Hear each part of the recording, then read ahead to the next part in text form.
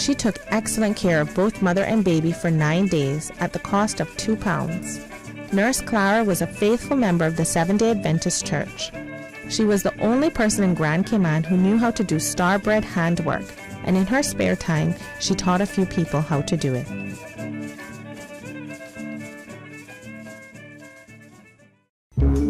The Rotary Central Easter Hunt and Story Time is Saturday, April 8th. Children are about to have a marvelous Easter experience.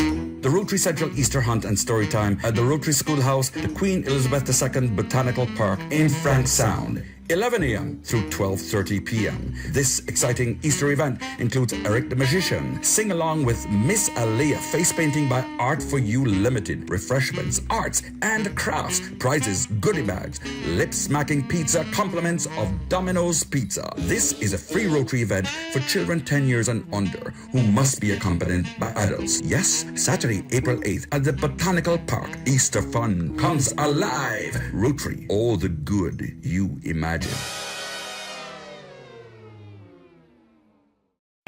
Radio Cayman's Historical Vignettes was brought to you by Rotary Central. For more than 110 years, Rotary members have used their passion, energy, and intelligence to take action on sustainable projects. Talk Today is brought to you by Subway, open 24 hours in Countryside, Anderson Square in Georgetown, and Centennial Towers in West Bay. And by the Ministry of District Administration, Tourism and Transport. Explore your history, explore your land, explore your sister islands. MedLab in Smith Road Plaza, your complete medical laboratory solution. Call 949-7331. And Savannah Pharmacy in Countryside Shopping Village, convenient opening hours including Sundays and holidays. Oh, I think they're doing a great job. A lot of them are. Good afternoon, Dan. How are you? Not too bad, sir. Ladies and gentlemen, Radio Cayman's Talk Today with Sterling Dwayne Ebanks. But I do have some questions. There are more questions than answers. Radio Cayman's Talk Today. If you're ready to talk, we're willing to listen. Well, I really enjoy this program today. Cayman Islands' foremost listeners participation program. May God bless every person.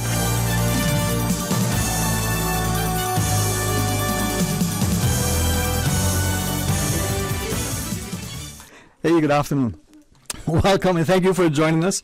And thanks to a talented team of civil servants who, through dedication and deliberate consciousness, continue to serve our country. Honored to be able to speak to our good folks from the Department of Labor and Pensions as we invite you to be a part of the discussion. Please stay tuned for Talk Today. Radio Cayman's Talk Today, the Cayman Islands' foremost listeners participation program. We ask our listeners to avoid statements or comments which are abusive, derogatory, malicious, or defamatory. Do not use any indecent language or make any statement which is false or misleading. Email talktoday@candw.ky or call 1-800-534-8255. Courtesy of Flow, Cayman's #1 network that connects you to your world like never before. Let your voice be heard. Once again, here's your host, Sterling Dwayne Ebanks.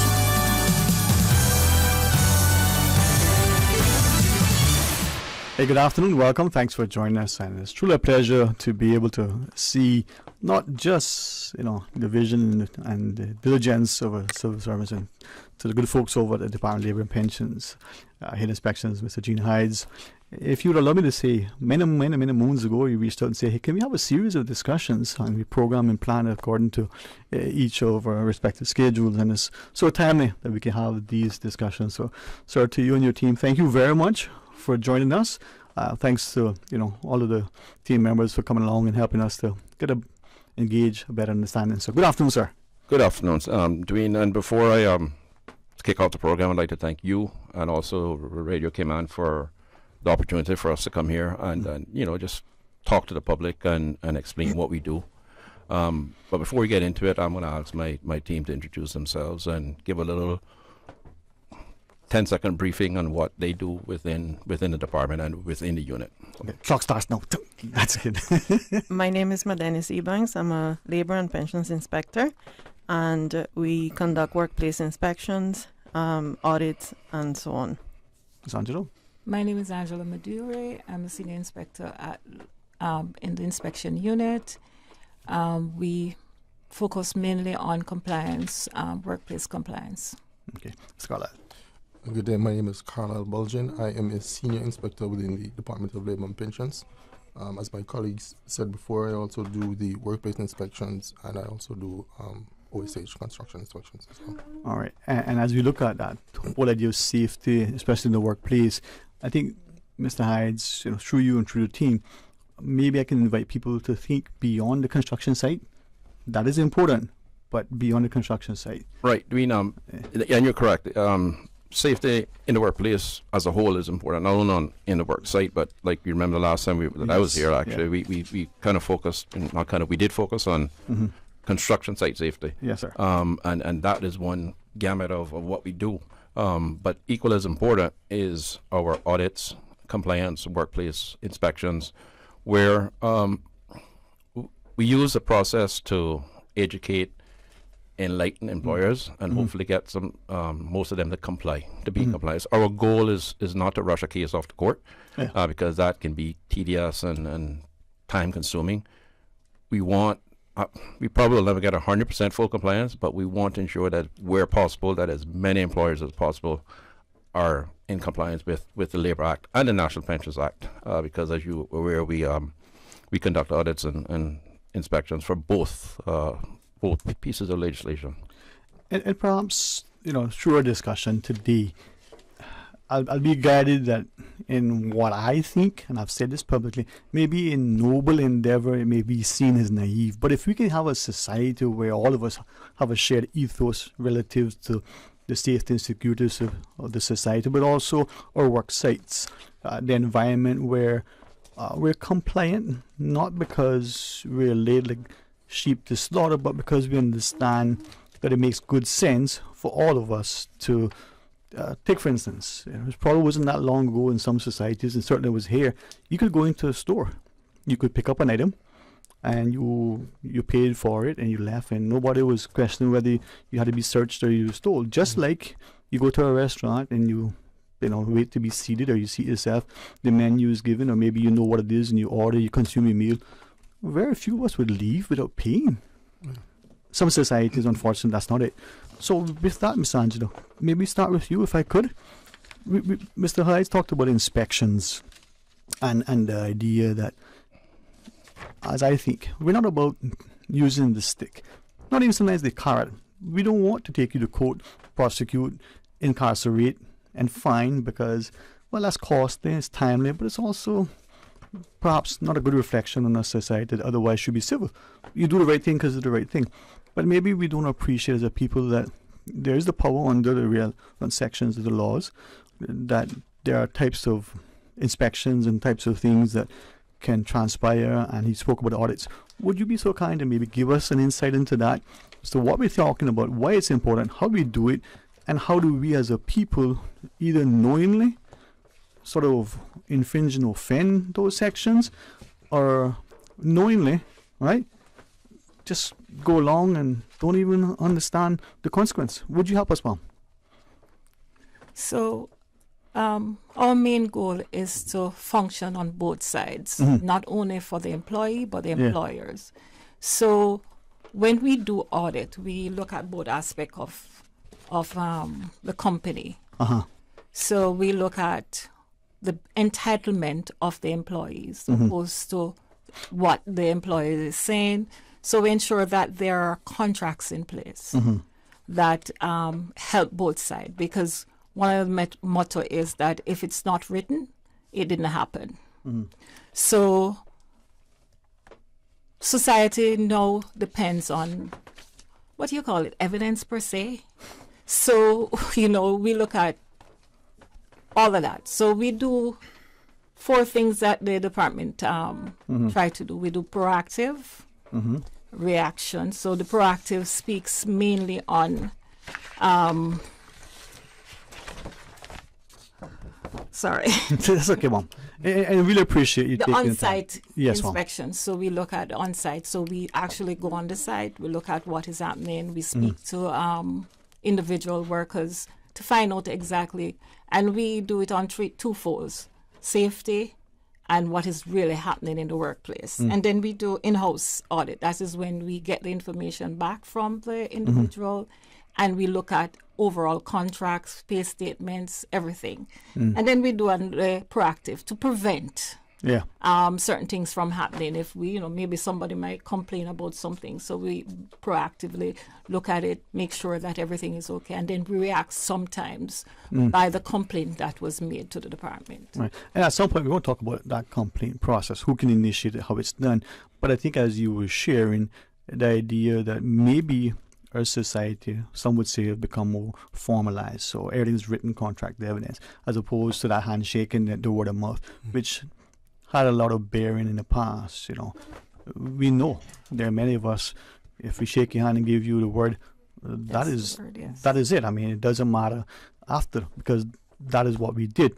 Some of us know that we'll have a written contract with every possible scenario, and some people still try to find a way to get out of it, because that's just the nature of some. Now, Mr. Hides. Dwayne, and precisely to your point, Section 6 of the Labour Act requires that all employees have a statement of working conditions. Now, that doesn't have to be a 15-page document or a 20-page document. It can be a simple 1 or 2 page document that the law has the basics that should be there, right? Like your rate of pay, your entitlement to public holidays, pay your entitlement to vacation, etc., etc.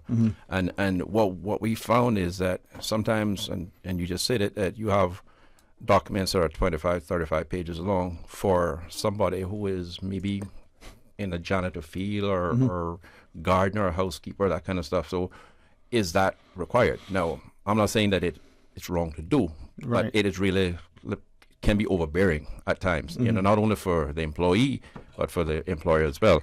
And going on what the senior inspector said, our on-site inspections really is when we don't have the time to request the documentation.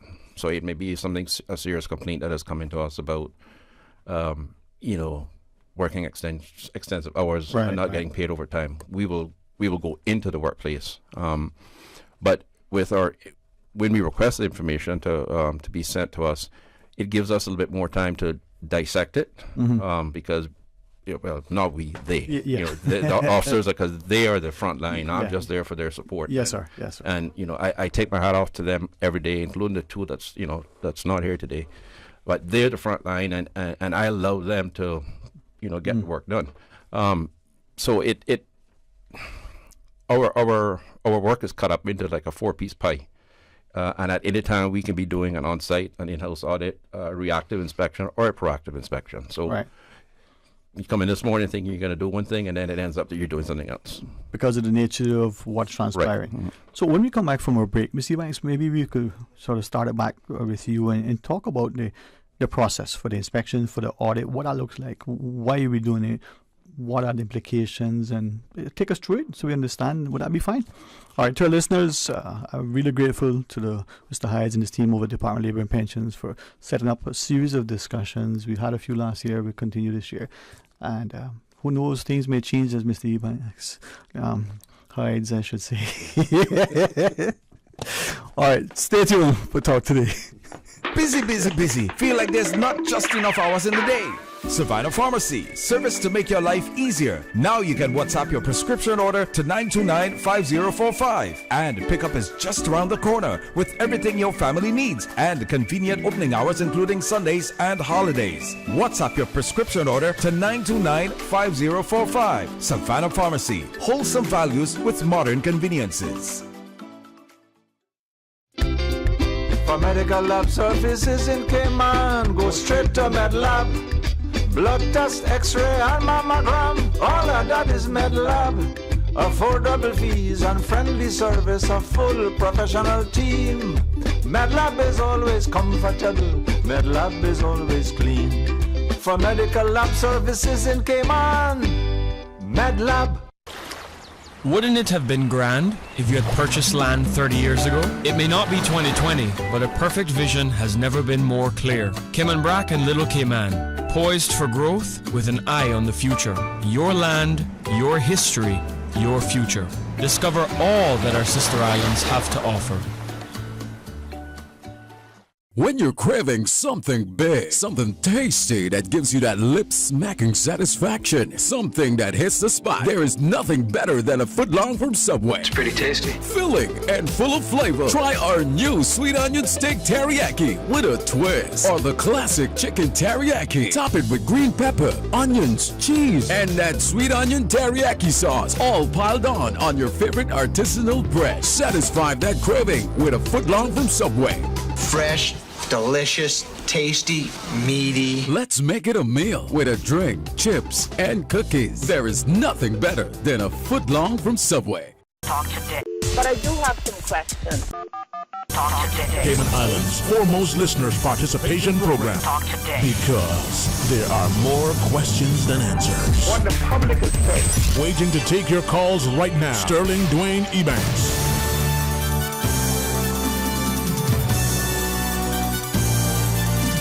Hey, good afternoon and welcome, and thanks very much for joining us, and thanks too for the foresight and the vision of our civil service and the dedicated team, in particular to the Department of Labor and Pensions, for our scheduled conversation, relative to, I guess, the workings in part of the Department of Labor and Pensions. So, Mr. Hydes, to you and the team, thanks very much.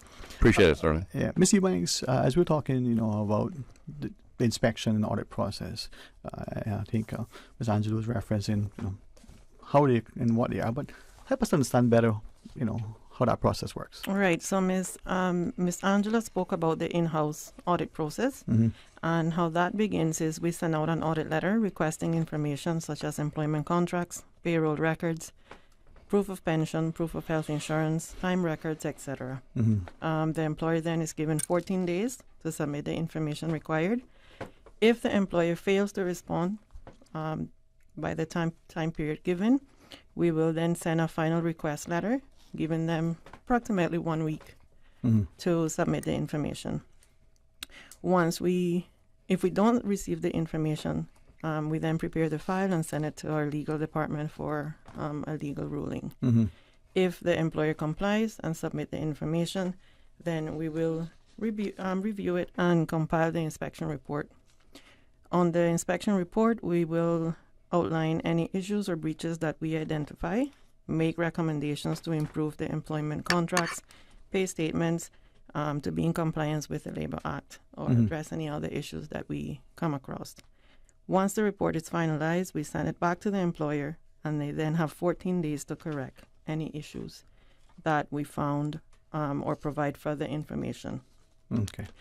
Some of the most common breaches that we find are failure to pay overtime, failure to pay public holidays, not making pension contributions, and depending on the amount, we give the employer a certain time frame to pay what is owed to the employees.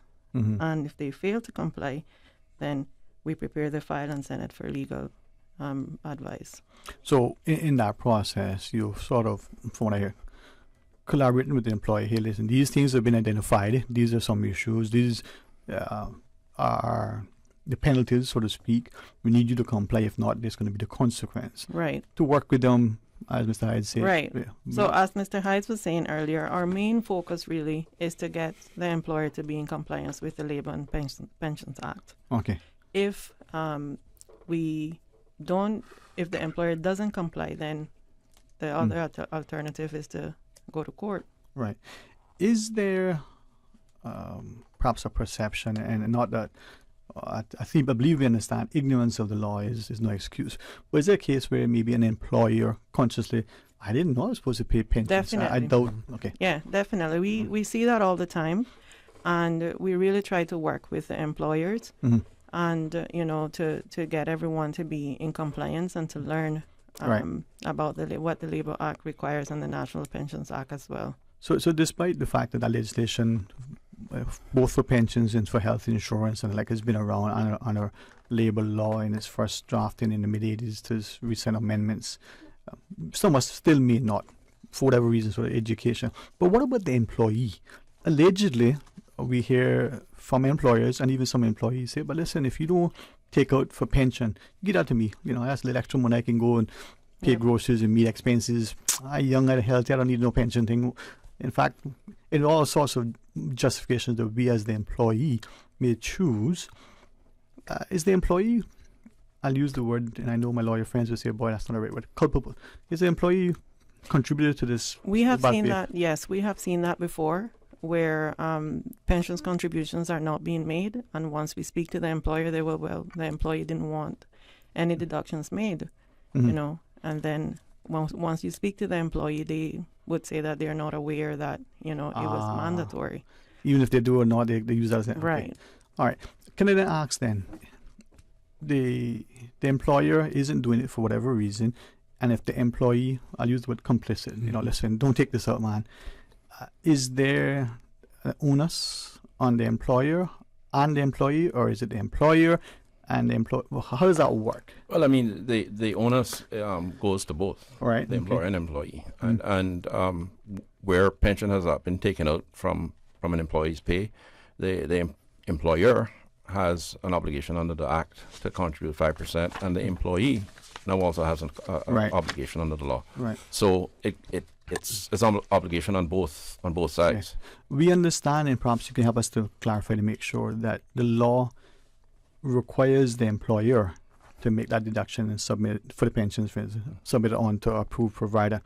There is no sort of discretion. The law says you, the employer, you deduct this 5%. Correct. And you send it along with your 5%. The law is very implicit on what the responsibilities of the employer are. Okay.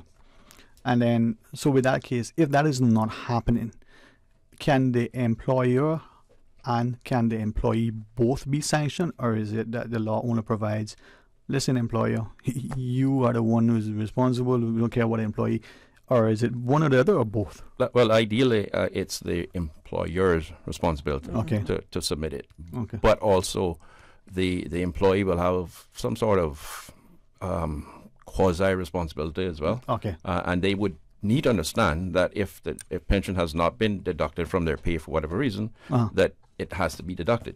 Okay. While it's the direct responsibility of the employer, it is somewhat an indirect responsibility of the employee as well. Okay. So the law makes explicit that the employer has this. Right. Okay. Sanctions. After it's exhausted, the employer isn't compliant, isn't doing the stuff, doesn't want to make it right.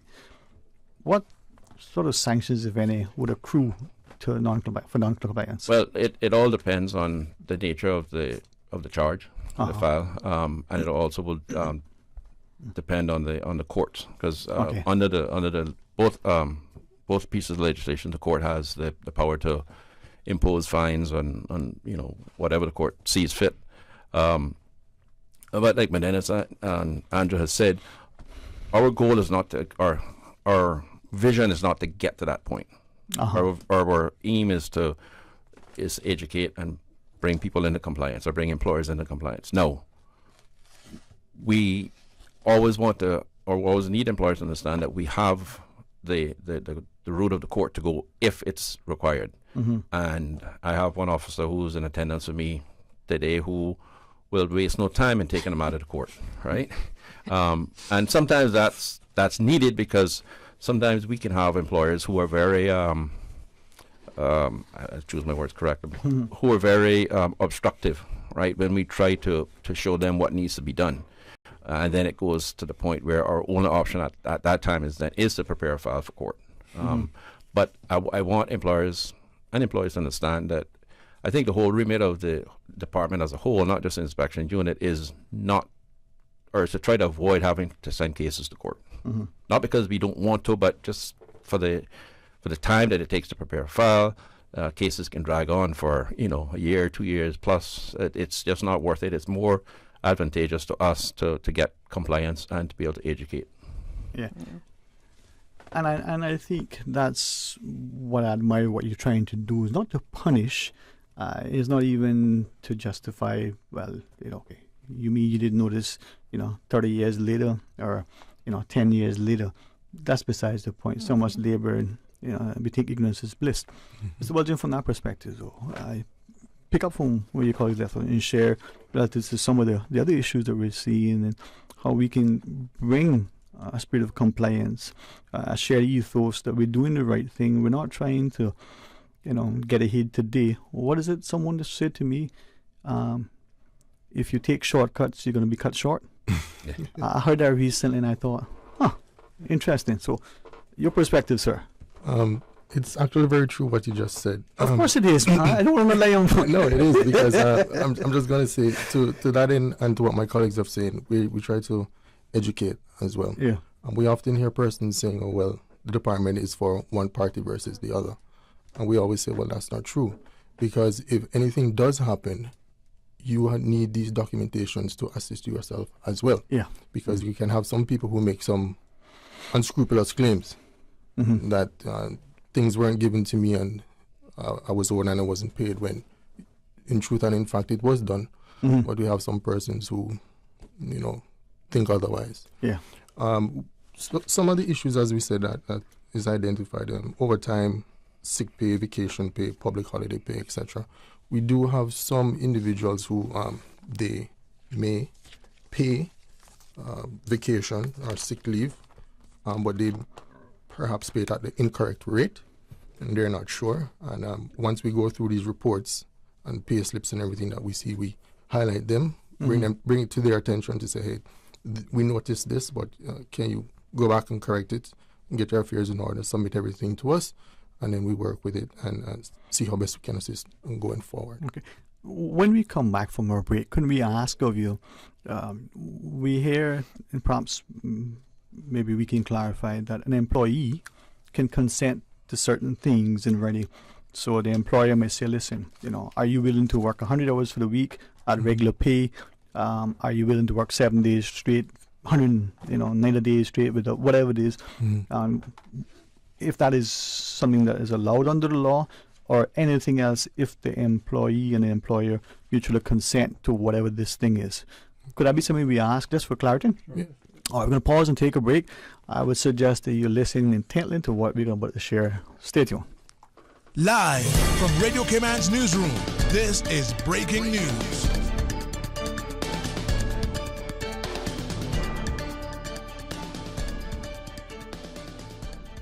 Big changes on the political landscape as the Premier announces Deputy Premier and Minister for Finance, the Honourable Chris Saunders, will no longer serve in Cabinet. The Premier will now add finance and economic development to his portfolio, but there are other changes. The Honourable Juliana O'Connor-Connolly will serve as the new Deputy Premier, retaining education and district administration and lands. The Honourable Dwayne Seymour will become Cabinet Minister for the Ministry of Border Control and Labour and relinquishes his roles as Deputy Speaker of Parliament and Parliamentary Secretary. Other changes include moving the responsibility for public transport to Minister Honourable Dwayne Ebanks, who already has the National Roads Authority and responsibility for traffic management. Consolidating all traffic-related matters under the Ministry of Planning, Agriculture, Housing and Infrastructure will allow that ministry to bring forth comprehensive solutions to deal with traffic issues. Minister Honourable Kenneth Bryan retains responsibility for tourism and ports. All other ministerial assignments will remain the same. We'll have more on this developing story. Stay tuned to Radio Cayman. I'm Dion Anglin.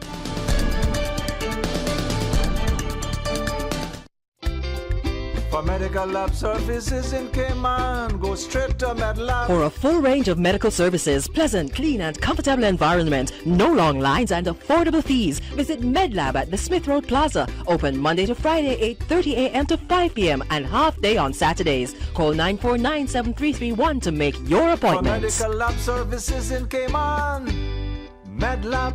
A caring and community spirit, cherished family and cultural values. These are some of the things that still embodies the Caymanian way of life in the Eastern Districts today. Savannah Pharmacy, your neighborhood pharmacy, located in Countryside Shopping Village, is delighted to offer products and services of real value. Whether it's catering to your family's medical needs or carrying apparel, gifts, and beauty products, Savannah Pharmacy provides you with more than just prescriptions. Remember, they're always just around the corner with everything your family needs and convenient opening hours, including Sundays and holidays. Savannah Pharmacy. For more information, call 946-3336. Are you a Caymanian job seeker searching for employment? All jobs, whether full-time, part-time, temporary, or permanent, will be required to advertise on the Jobs Cayman portal. Visit work.ky.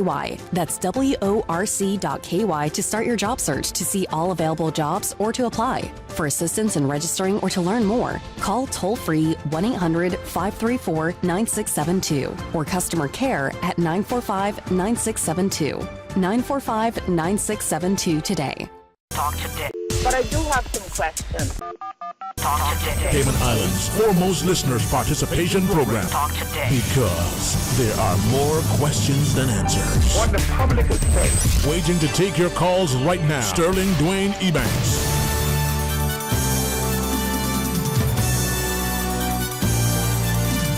Hey, good afternoon. Welcome back. Thanks for joining us, and thanks to our good colleagues over at the Department of Labour and Pensions, Mr. Gina Hayes, together with his colleagues, Ms. Angela, Ms. Melinda, and Mr. Carlisle, for joining us.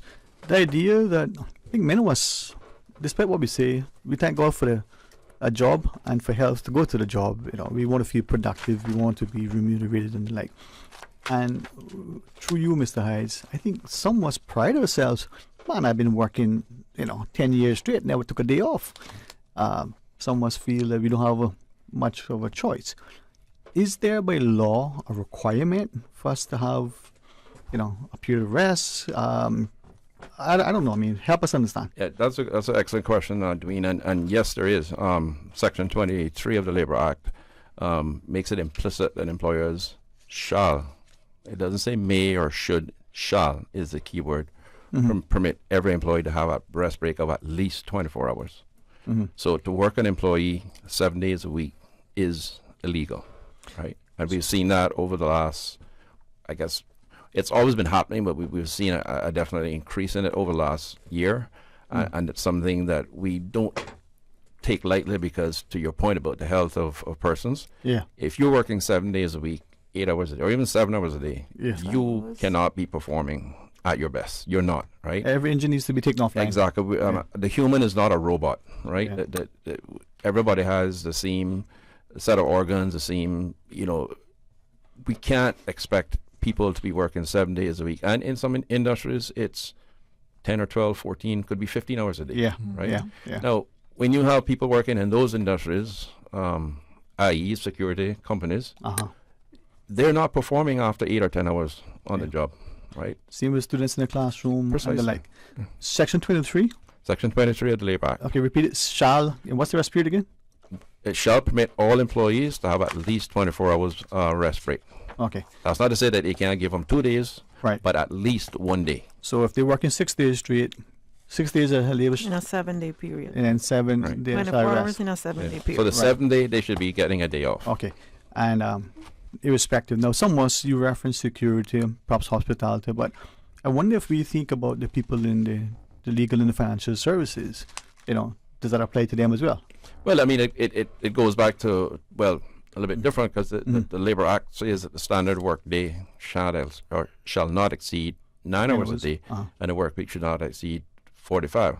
So, I mean, we all understand that sometimes you have to, end the month, you may have to be working late and whatever. But this shouldn't be something that is happening every day. Because when you are, and I keep on from a health and safety perspective, after 8 hours, it's known or it's been studied that an employee starts going downhill with their cognitive thoughts, right? And they're not producing. Productivity, right? Their productivity goes down. Right.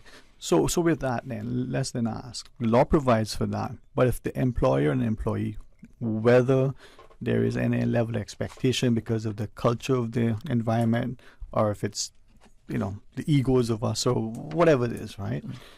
Can the employee, quote unquote, consent, with the employer? Listen, I'll work straight up. You don't need to worry about it. I'll go beyond the 9 hours, beyond the 7 days. Can the employee, in writing, consent to that? I mean, I'm not saying that the employee can't do that, but what I would say is that the employer must be aware that overtime is applicable and paid anything over 9 hours a day or 45 hours a week. Now, an employee cannot waive their right to overtime unless they make a request to the Labour Tribunal to do so under Section 26 of the law. Okay. So an employee can't, if you have me employed as a janitor, I can't write to you and say, good afternoon, Mr. Sterling, I will work 150 hours every 2 weeks, but you don't need to pay me overtime. Okay. And I appreciate that, because I think, and with great respect to you for giving us a head up, as I said to our listeners at the outset, this was a discussion scheduled. I don't want to hear people how long, because just put it has been weeks times X. Yeah. I'm thankful to the employees that I've reached out to, and a couple of employers here having this discussion. Could you just generally tell me of what you know in your sector, in your company, what's happening with you personally? Not to tell tales of the school, but to get a sort of a consensus, get a gauge of what is happening. Employees in the different sectors have said, listen, I openly agree with my employer. I need as much money as I can get. Pay me for as much time. I'll come in, and if you can give me 15 hours a day, I'll take it. I don't want the overtime and this and this and that. And I was wondering if that is against the law. Sorry for cutting you. No. I want you to. I mean, based on your example there, that the employee can make such a request, but for it to be legal and legally binding, it has to go through a process of a labor tribunal approving it. Okay. And until that's approved, the employer would be liable to pay overtime based on the law. Right. Now, the other caveat to that is that, let's say I have a company and 10 of my employees come in today, and we get approval, or they get approval today. It's not retroactive. Okay. So it is only effective from the date that it's approved going forward, and the employee can request that approval be rescinded at any time. Okay. Because it is the employee that's making the request, not the employer. And it must be voluntary. Yes. I was about to say that. Yeah. And I'm not trying to belabor it, but I think sometimes we as people, we look at, I got to pay school fees, and I got this, and I got that. And sometimes we're doing things without realizing that we are offending particular laws and the like. Some of the employers have shared, and this is not an exhaustive list by any means, they've shared, listen, my employees are coming and they're saying, boy, things are tight. Can I do this? So that's what I want to ask. Yeah. That can transpire, but we need to go through the process. Yeah, I mean, the law doesn't. I mean, it's nothing wrong for the employees to request to work more hours, but the process has to be voluntary. It has to be voluntarily through the process that has to go through a tribunal. Well, maybe we can expound more on that, but we do have a caller joining us as we go to our phones. Hey, good afternoon, welcome. Thanks for calling. Hello, good afternoon. Good afternoon, Sterling Dwayne, Mario Ebanks. How you doing? Good afternoon, Mr. Ebanks, sir. How are you? Good, and good afternoon also to your guest. I just tuned in, so I heard my good friend Gene Hyde coordinating everything, being the quarterback. I'm not sure who else is there, but they're all my friends. I certainly enjoyed my time working at the Department of Labor and Pensions and working with Gene and the other team members. I missed them as well. I wish I had probably still there, because I got distracted by a invitation to go elsewhere, and I wish I was just here. Anyway, that's water on need to bridge. Well, I tell you, this is just part of my, my joke for today. They say the grass sometimes is green on the other side, but you got to be careful that it's not over septic. But even if it isn't, it's still got to be mowed, right? Oh, it's not artificial grass. Or it's not artificial. Well, there you go, bro. Artificial grass. Yeah. Anyway, either as it may, there's a lot of good employers in Cayman Islands. The vast majority are good. But there's some terrible ones, and I think Mr. Gene Hyde and his team are well aware that they probably spend most of their time dealing with that 10 or 15 or 20% of the bad ones, and good ones you don't have enough time to spend with to help them or to encourage them, because you're spent so much time on the bad ones, which is unfortunate. It's the nature of the beast, I guess. It's human nature. But I just had a question in regard to, I thought I heard Mr. Gene saying earlier about the Section 6 of the Labor Act, talking about what should be in an employment contract or a statement of working conditions. And I just want to ask him if he hasn't done so already, maybe he did so before I tuned in, just remind the public what should be included in that contract or statement of working conditions. It's fairly straightforward stuff. And I see, in my practice over the years, I see a lot of small employers, for example, and others that should know better. Bigger ones just doing like an offer letter to their employees. Many of those are non-Caymanian. When they arrive, they don't have it. They don't get anything else. They don't get any job description, or they don't get any kind of contract that is even a page or two long, as Mr. Hyde mentioned, that follows what the law says, and that's all that they have. And so, if there's any dispute, no party has anything to rely on, and is not clear in terms of what their job is or what the terms and conditions are. And I wonder if he could just recap, what those elements of a proper contract should be, and whether the offer letter is sufficient, or whether it should be at least a contract that's a couple of pages long, which may or may not include a job description. And finally, could he and the wonderful team from DLP there just remind the public about the penalties? What is at stake for them if they don't have a proper statement of working conditions if they're caught out? Because it's not free. There is significant fines and penalties. So I'll leave those questions and comments with you all. I thank you for your time, for your work. Good luck, and Godspeed. Thank you very much. And we did reference some of the sanctions and penalties already, but I'll leave it to the team to kick off the series of answers. I'd like to thank Mr. Ebanks for the call as well, and to his request. As I said earlier, Section 6 of the Labour Act provides that, and I'll read it, Section 6.1, every employer who enters into a contract of employment with an employee other than a casual employee or a person employed as a household domestic shall, within 10 working days of entering into such contract, furnish the employee with a written statement of that person's condition of employment in accordance with subsection 2. Subsection 2 reads, the written statement referred to in subsection 1 shall state A, the job title, giving a brief statement of the general responsibilities and duties of the employee and of any special requirements or conditions of the job. B, the regular hours of work, together with any particular terms or conditions relating to the hours of work. C, the rate of remuneration or the method by which it is to be calculated. D, the intervals at which remuneration is to be paid.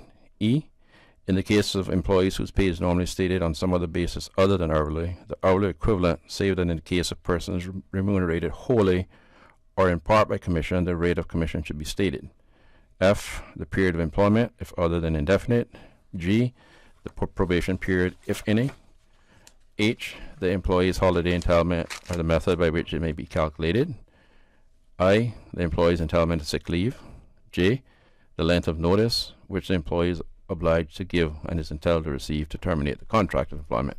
Now, Section 6.4 of the law reads, any employer who fails to furnish a statement pursuant to subsections 1 to 3 within 7 days of being requested in writing by the employee to whom it relates to do so commits an offence.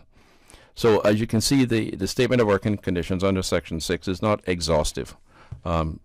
Employers can always add or enhance the statement of working conditions, but by law, this is the minimum that should be given to employees. And again, the law says within 10 days of entering such a contract. As I look at a couple of the messages and your answers, perhaps after the break we can look at it further and get employers and employees equally cognizant that there's a role that needs to be played. There is the obligation under the respective legislation on the employer, but as an employee, are we being short-sighted relative to our willingness to forego overtime or pension contributions or other things at our own health but our financial well-being? Well, I mean, it's possible, but what I would say to employees is that even if they don't have a complaint per se and are just looking general information, clarification, the department has a set of frequently asked questions that we've developed for the Labour Act and the National Pensions Act, and they're free of charge. So, in general, public employees can just walk into the department and request one of these, and those FAQs may answer your question as well as it may trigger you to have other questions that you may want to speak to somebody in person. Okay. Let's go to our news break, and when we come back, we'll invite you to join us. Stay tuned.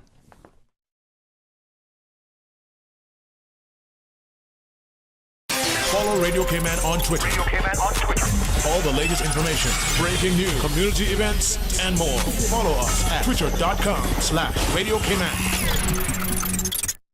Today's biggest news. Radio Cayman. Your voice, your choice.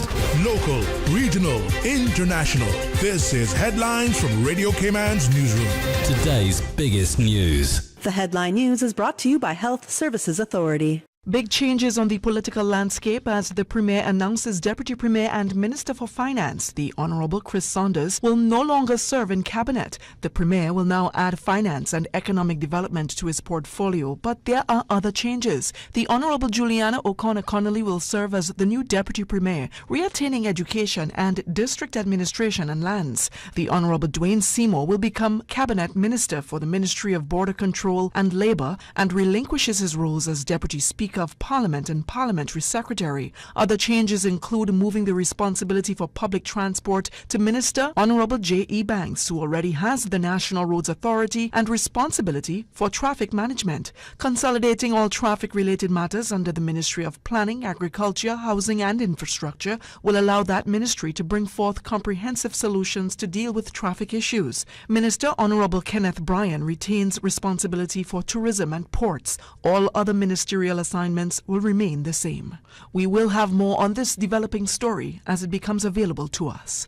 As the Premier releases a formal statement announcing a cabinet reshuffle, the now former Deputy Premier and Minister for Finance and Commerce sends out a WhatsApp statement to his constituents. Bordentown West MP Chris Saunders says he has resigned from his post as Deputy Premier and member of the Pact after a meeting with the Premier today with immediate effect. Mr. Saunders says the reason for the split will remain between himself and the Premier because the political stability and international reputations are, quote, more important than those differences. That's it for Radio Cayman's headlines. I'm Dion Anglin.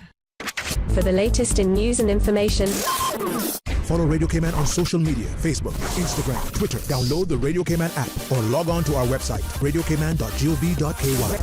The headline news are brought to you by Health Services Authority. When you have a sports or fitness-related injury, trust the expertise of the HSA Sports and Exercise Medicine Clinic to get you back in the game. Our internationally trained and certified physicians specialize in sports traumatology, sports medicine, pain management, and orthopedic surgery. For treatment of common injuries such as tendonitis, arthritis, tennis elbow, rotator cuff, or knee tears, schedule a consultation with the Sports and Exercise Medicine Clinic at Smith Road Medical Center by calling 949-8600 or visit hsa.ky for more information. Radio Cayman is pleased to feature this special Sister Islands historical vignette brought to you by the Ministry of District Administration and Lands. Explore your history, explore your land, explore your Sister Islands.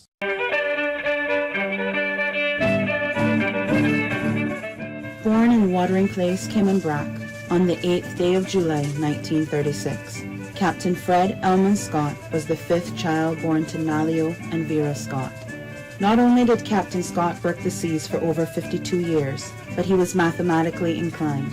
In the early 70s, Captain Scott received his first calculator, eventually moving on to computers.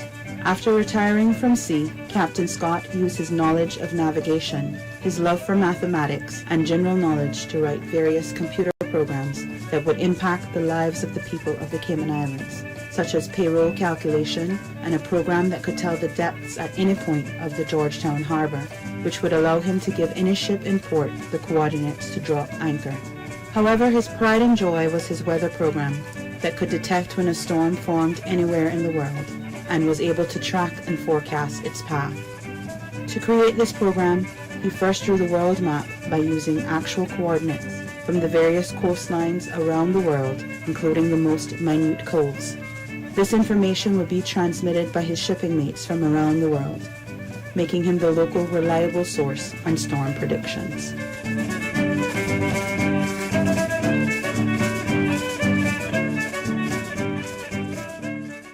Radio Cayman is pleased to feature this special Sister Islands historical vignette brought to you by the Ministry of District Administration and Lands. Explore your history, explore your land, explore your Sister Islands. Explore your history. Explore your land. Explore your sister islands, the ultimate staycation experience. Your culture, your freedom, the land that time forgot isn't gone. It's your sister islands. Discover all that our sister islands have to offer. Talk today. But I do have some questions. Talk today. Cayman Islands' foremost listeners participation program. Talk today. Because there are more questions than answers. What the public is saying. Waiting to take your calls right now. Sterling Dwayne Ebanks.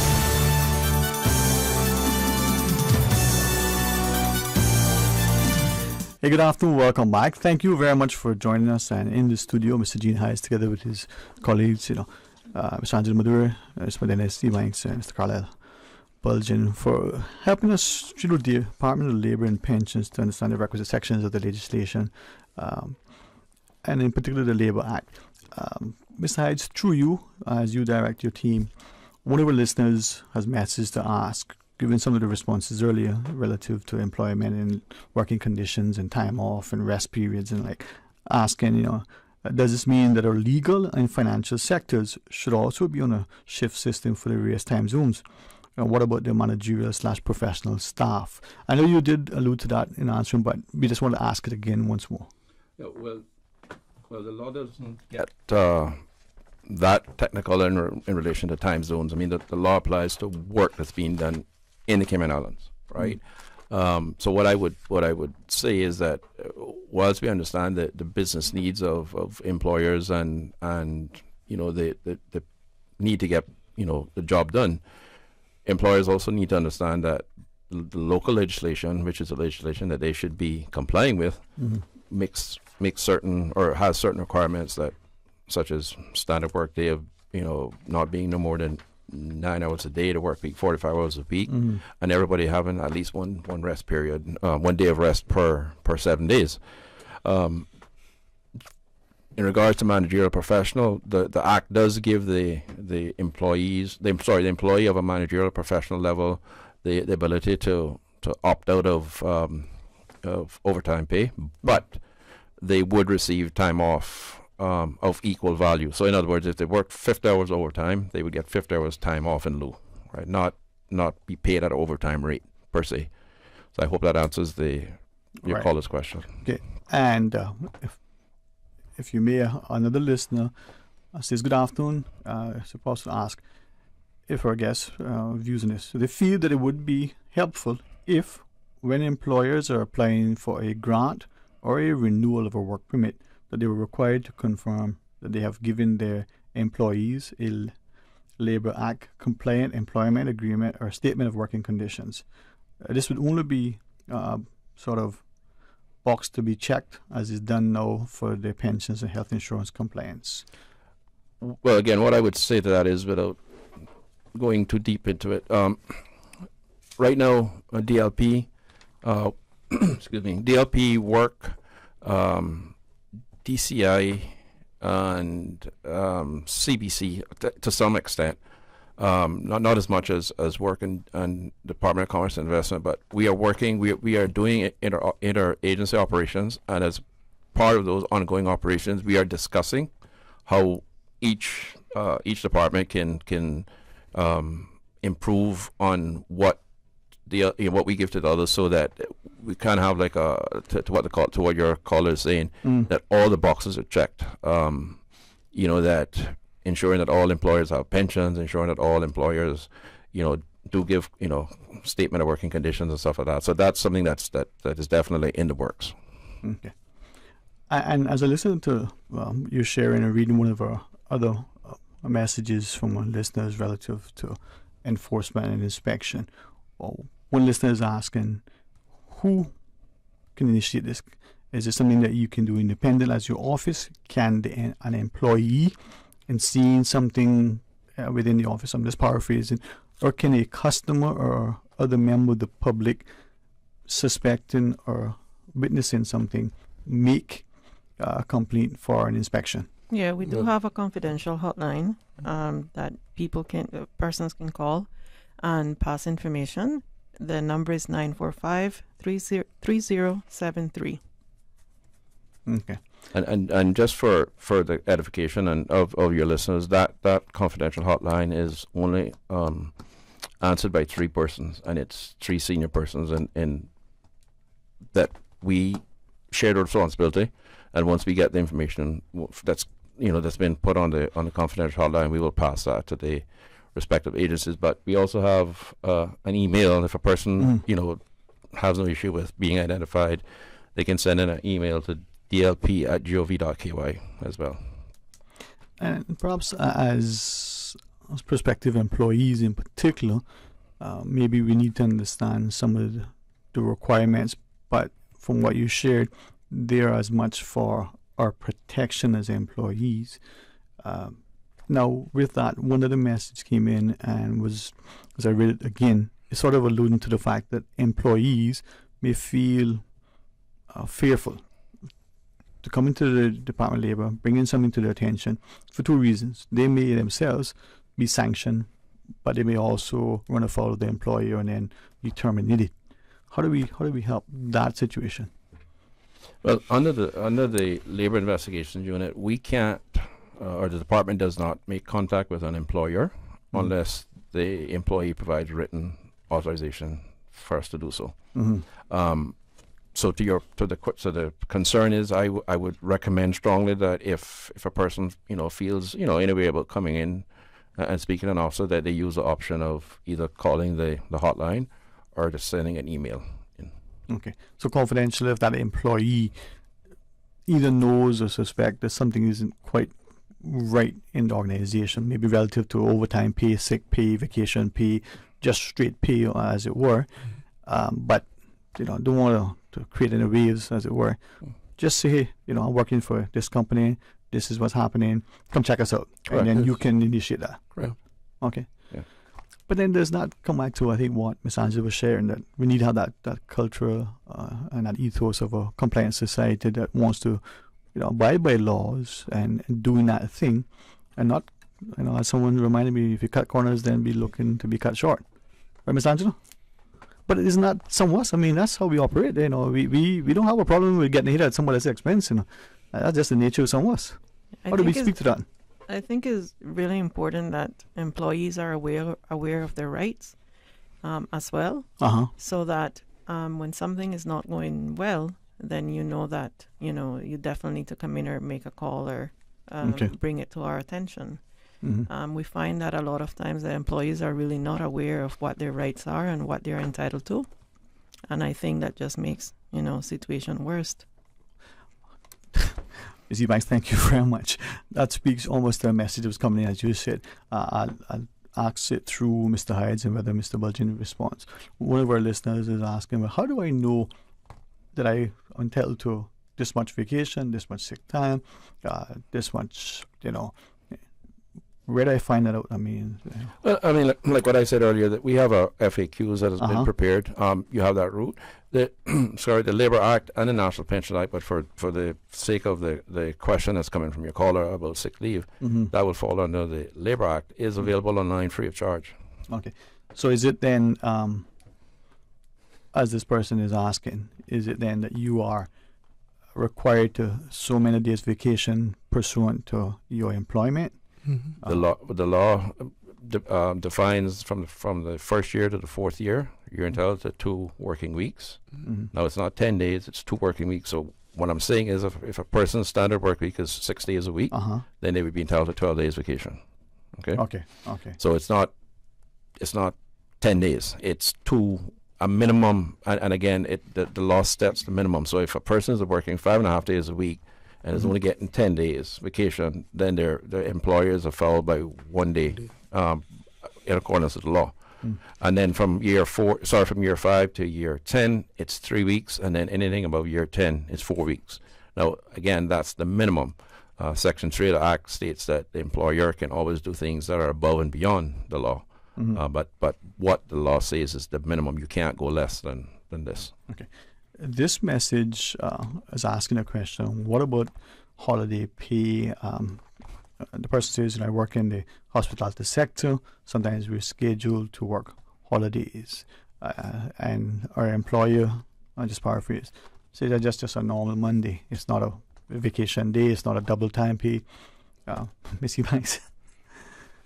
No, the employee should receive double pay for any work done on a public holiday. Irrespective of that's the first day on the shift? Yeah, it does not matter. So basically, if the employee reported to work the scheduled day before the public holiday and the scheduled day after the public holiday, and they did not work on the public holiday itself, they're still entitled to their regular pay. Okay. Right? If the employee worked on the public holiday, then they're entitled to double pay for the hours that they worked. Yeah. I was trying to read this as it was sent because I'm fearful sometimes in paraphrase and I may miss what was intended. I just responded to the person to ask, send it back. And the person says, sorry, English isn't my first language, but I said it differently. I think I have the gist of it. This individual is alleging that the employer, now I'm inferring, so if the person is listening and I get it wrong, send it back, is inferring that the employer in creating the schedule is favoring certain employees for certain times, including, preferred times and pay, but it's just an allegation. What can be done about that? I think that's the gist of what's been asking. The employer likes John, and John gets all the favorable time and, the bonuses and the vacation pay and the double time or whatever. Is that? I mean, again, the law really doesn't give us the I keep saying the law, sorry, the act doesn't give us the authority to deal with that sort of stuff. However, if a person is feeling aggrieved by, especially if it's on a continuous basis, if the person is feeling aggrieved by it, there's no reason why the person should not come in and speak to us, and we will, try to mediate some sort of positive outcome. Okay. All right.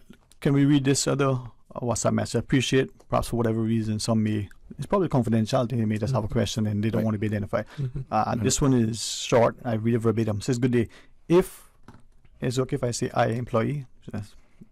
So if an employee works for years and does not take sick leave, should you be compensated for it?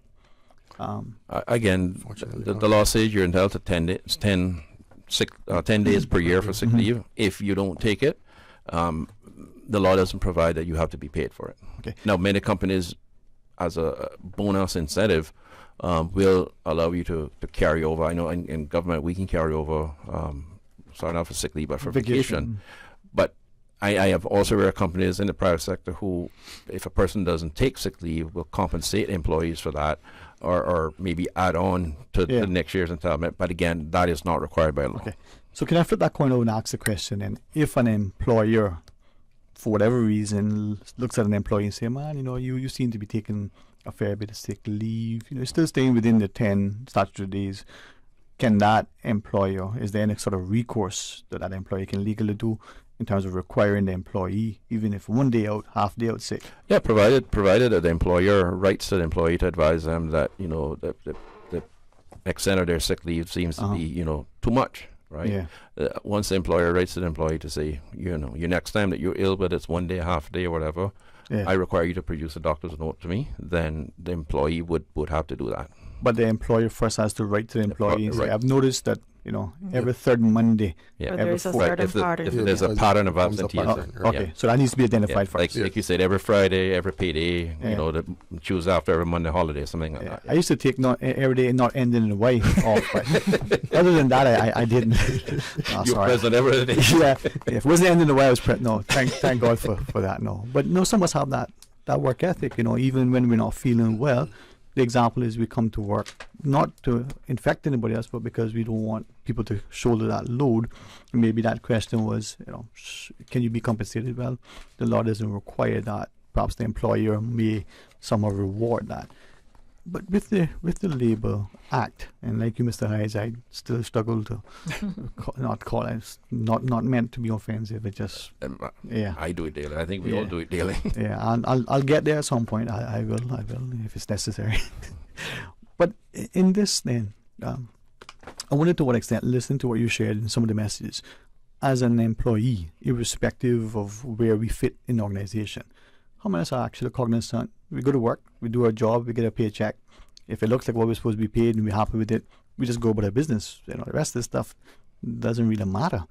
I wonder, Mr. Belgian. Yeah, it doesn't matter until until you have an issue. Because we have come across individuals who sometimes you speak to them and say, well, what are your entitlements? Yeah. I have no clue. And then they come to ask for assistance and we ask for documentation. So they have nothing to show or to help us to help them. Yeah. So in some way, you end up basically selling yourself short. So as Mr. Hyde was saying, the statement of working conditions is the bare minimum document that you should have to know what your entitlements are. Right. Now, we might be okay relative to our pay. We might have that, as our elderly folks would say, you know the figure. So we know this is what we're supposed to be paid, and we have that. But I wonder to what extent we look at our pensions. And I think maybe for some, the last pensions holiday where legislation was amended to allow someone to go, wait a minute, I don't have a pension. We're not seeing that as a tangible benefit and as a material, issue, to your point, Carla, until it's Ms. Ebanks. I also like to remind persons that they should be checking their pensions statement at least every 6 months or so to ensure that actually what is being deducted from their salaries going to their pensions. Okay. We saw a lot of issues when the pension payout happened a few years ago, where employees were being deducted for their pensions, and yet there was nothing in the account when it was time, when the payout came about. So it's really important that you as an employee or you as a person have the responsibility as well to check with your pensions to make sure that, the contributions are in order. And just for clarity, you, the employee, you check it. You don't need to check your employer. You should be checking with the pensions provider. Right. You can go straight to your pensions administrator and ask them for a statement of your account. Yeah. And from my understanding, this comes to your PO box as well. Yeah. Or by email now. Right. So this is something that you should definitely be checking quite often. And on that same, going to what Ms. Ebanks has said, if you give a post office box or email or whatever, and if there's any fundamental changes to that, you should, or I would almost say you have a responsibility to go into your pension provider and update all that information, because they could very well be sending it to, the email that you've provided. But you no longer use that. So if you don't take if the onus is on the employee to update their personal information, and like you rightfully said, sir, and they just go straight to the pension provider and do all of that, and then that way they can keep up to date with with their pension contributions. Yeah. Now with government agencies interacting, and we've seen many different things. How does the workings of Department of Labor and Pensions sort of overlap or interact in any way with any of the agencies, work, DCI, whatever they are? I mean, we have a good working. We gel well with especially work and Department of Commerce and Investment. We do work with other agencies as well, but if you can imagine work from the work permit perspective, and then Department of Commerce and Investment from the trade and business license perspective, we all have something to gain from each other, right? And we have been doing operations with those two agencies since October of last year, and they have proven to be very successful for all three agencies. And it's something that people will see, the three government departments working further, continuous to work in the future, because where one agency may fall short of something, another agency might be able to address that and then assist the agency that has fallen short with whether it's pay statements or contracts or whatever the case may be. And I think as you were sharing that, a person has now been hired by an entity.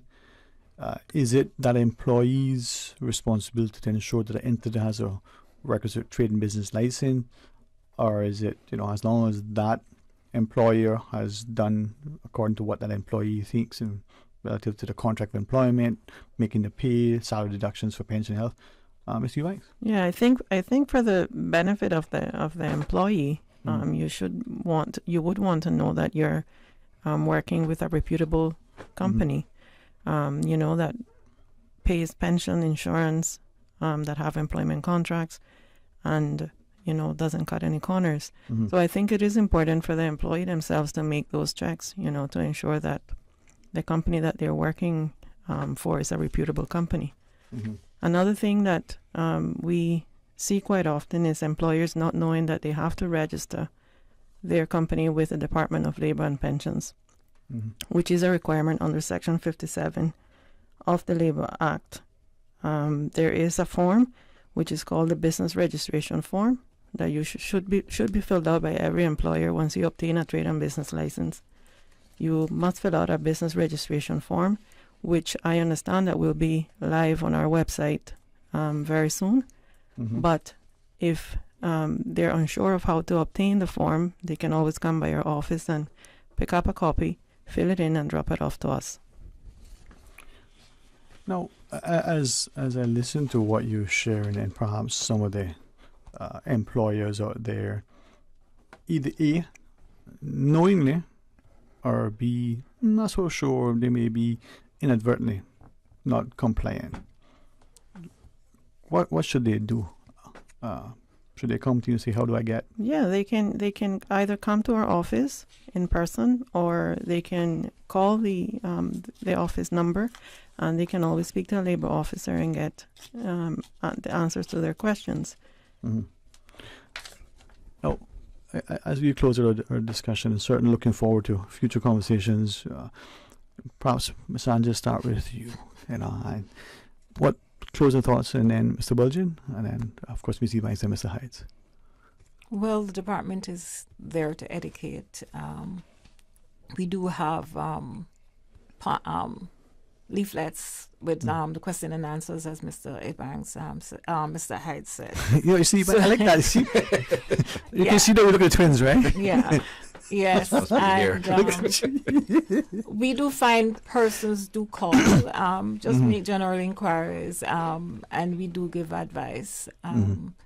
And we do have a website that we give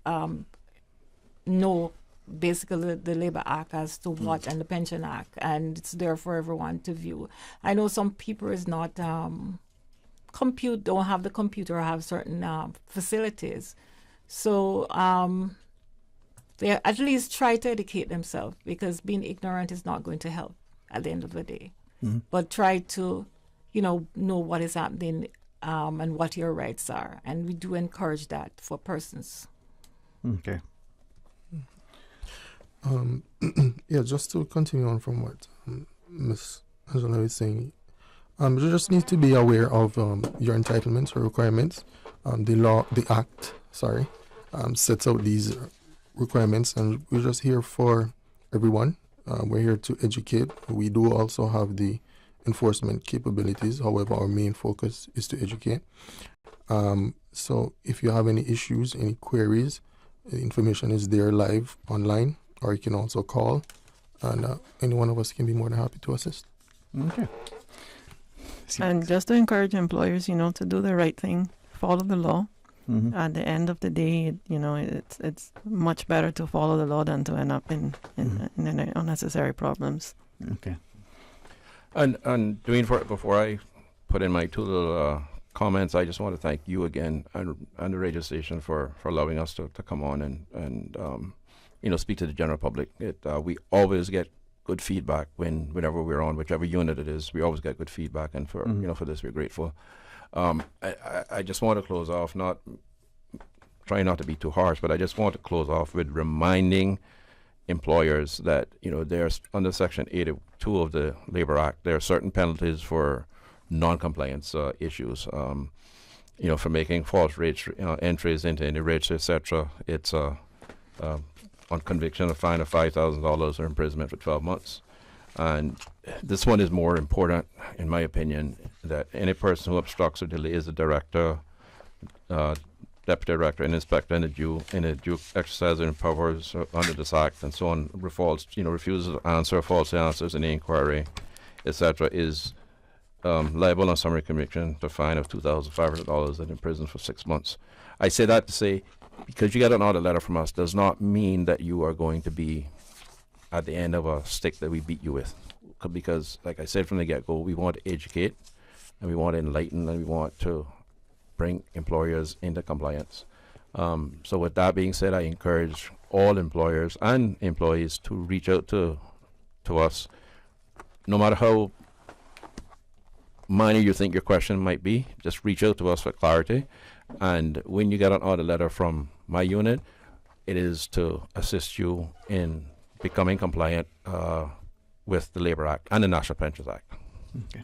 Well, thank you each, and trust in that our future discussions, will help the public to be better informed. As Ms. Angela shared, education is key, and sometimes we don't mean to run afoul. We just at that point don't know the best steps. So, Dwayne, sorry, I yes, just wanted to use the time that we have left, which is actually we're over time. No, go ahead.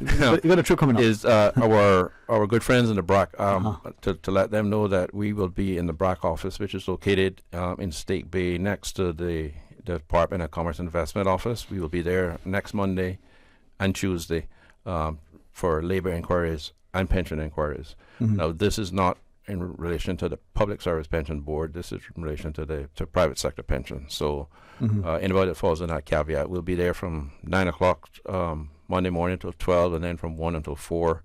And then from 5:30 to 7:30 on Monday night, we're having what I'm referring to as a town hall Q&A at the Astronaut Civic Center for all persons, whether they're employers or employees, to come by. So again, that's 5:30 to 7:30 on Monday night. All right. Well, you send me a message. I'll do my best to remind our listeners. Appreciate that, brother. Next Monday and Tuesday, you guys on the BRAC. I'll travel with you in spirit. How about that? I need a butler. I'm just joking. Hey, thank you, man. Thank you. I've been aspiring. I'll do some training between now and then. Please enjoy your week. Thank you again for honoring to come on. Thank you for the information you shared. May this day be productive, and the rest of the week be equally safe. Thank you again, my brother. All right. Thank you. Let's pause. Take a break. Please join us when we return. They say variety is the spice of life, and that's why at Subway we are introducing the new boneless hot sub. Say what?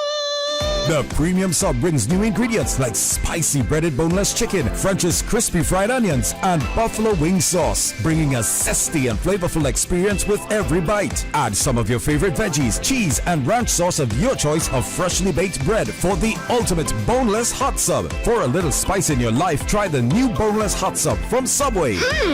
So good and tasty. And make it a meal with a drink and chips or cookies. Subway. Eat fresh. Please note that the telephone lines at DCI are down. To contact the office, call the main line at 945-0943 or send an email info@dci.gov.ky. For medical lab services in Cayman, go straight to MedLab. For a full range of medical services, pleasant, clean and comfortable environment, no long lines and affordable fees, visit MedLab at the Smith Road Plaza. Open Monday to Friday, 8:30 a.m. to 5 p.m. and half day on Saturdays. Call 949-7331 to make your appointment. For medical lab services in Cayman, MedLab. Now, more than ever, supporting your immune system is crucial to helping your body fight off illnesses like the common cold, the flu, and COVID-19. At ValueMed Pharmacy on Walkers Road and in Buttontown, we carry all the essential vitamins and minerals to help support your immune system and improve your overall health. Some of our top immunity support picks are vitamin C, vitamin D, zinc, elderberry, and quercetin, or the popular 7-in-1 immunity support. Our pharmacists are always on hand to help guide you and answer any questions. Visit ValueMed Pharmacy on Walkers Road or Buttontown. Live happy, live healthy with ValueMed Pharmacy. Holy partner. K-Man, we had to do it again. What a galamba. Loud Productions alongside The Bay. The Bay Islands of Honduras official radio station. Present the return of the Bandan series from the Bay Islands of Honduras for the first time in Grand Cayman. It's Jensen. He's out. Jensen and the boy. Now it's sorry to those brown eyes. Jensen. Yes, sir. Hold your partner. It all kicks off on Friday, March 24th at Coral Isle in Cayman Brac. Then on Saturday, March 25th, Band Dance arrives to Grand Cayman. Jensen and the boys performing live 8 p.m. sharp at the Mango Tree. Then on Wednesday, March 29th, Jensen and the boys performing live on the beach at Eastern Star Bar, 8 p.m. sharp. Get your tickets now at CaymanEvents.co, the Mango Tree, or at Coral Isle Club in Cayman Brac. For more information or VIP tables, dial 916-7667. All the way from Roatan, the Bay Islands, the Band Dance Series returns. This time with Jensen and the boys. Holy partner. Now is your chance for big savings on all GE appliances at Brand Source Home Gallery. Shop now and save 15% on all GE appliances, laundry centers, refrigerators, ranges, cooktops, wall ovens, beverage centers, wine coolers, hoods, and more. Now through Saturday the 1st at Brand Source Home Gallery on Dorsey Drive in Industrial Park. Don't miss this chance to save 15% on all GE appliances. Hurry in today and save big. And also find fantastic deals on scratch and dent appliances. Talk today. But I do have some questions. Talk today. Cayman Islands' foremost listeners' participation program. Talk today. Because there are more questions than answers. What the public is saying. Waiting to take your calls right now. Sterling Dwayne Ebanks.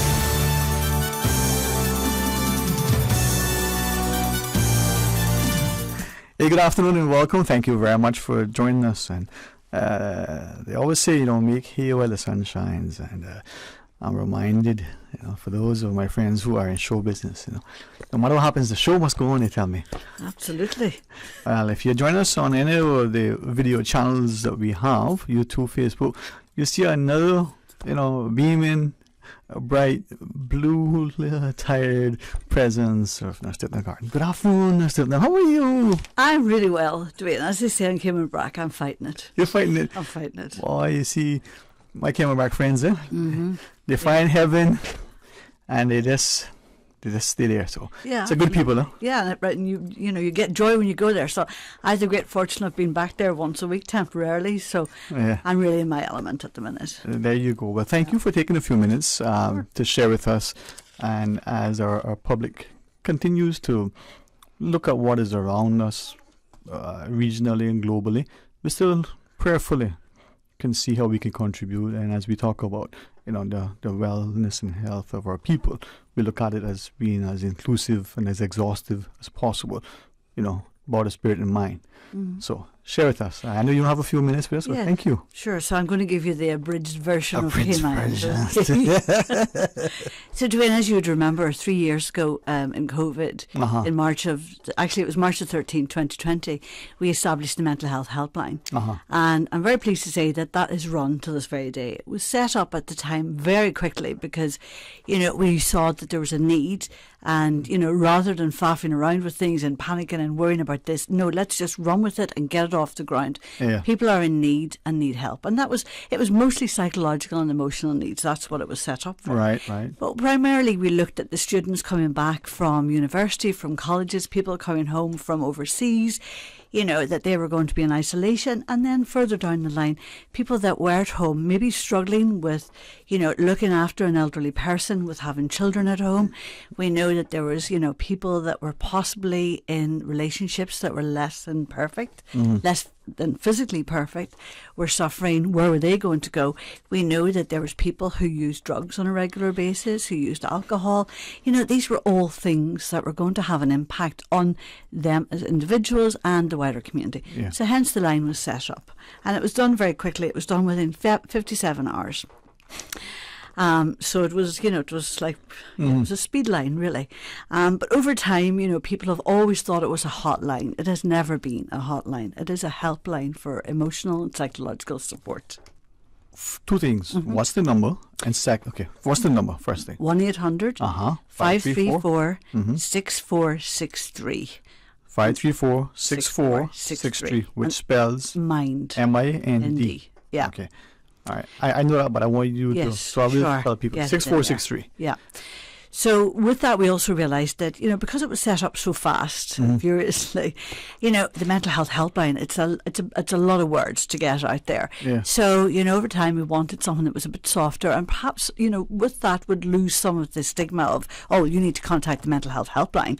So we decided that K-Mind was going to be a good name for a mental health helpline in the Cayman Islands. K-Mind. And that's where we got the K-Mind from. Now, I'm very pleased to report a number of really good things, that R3 have very kindly given us a grant for 15,000 CI dollars to help with that rebranding. With that, we will be able to have our logo.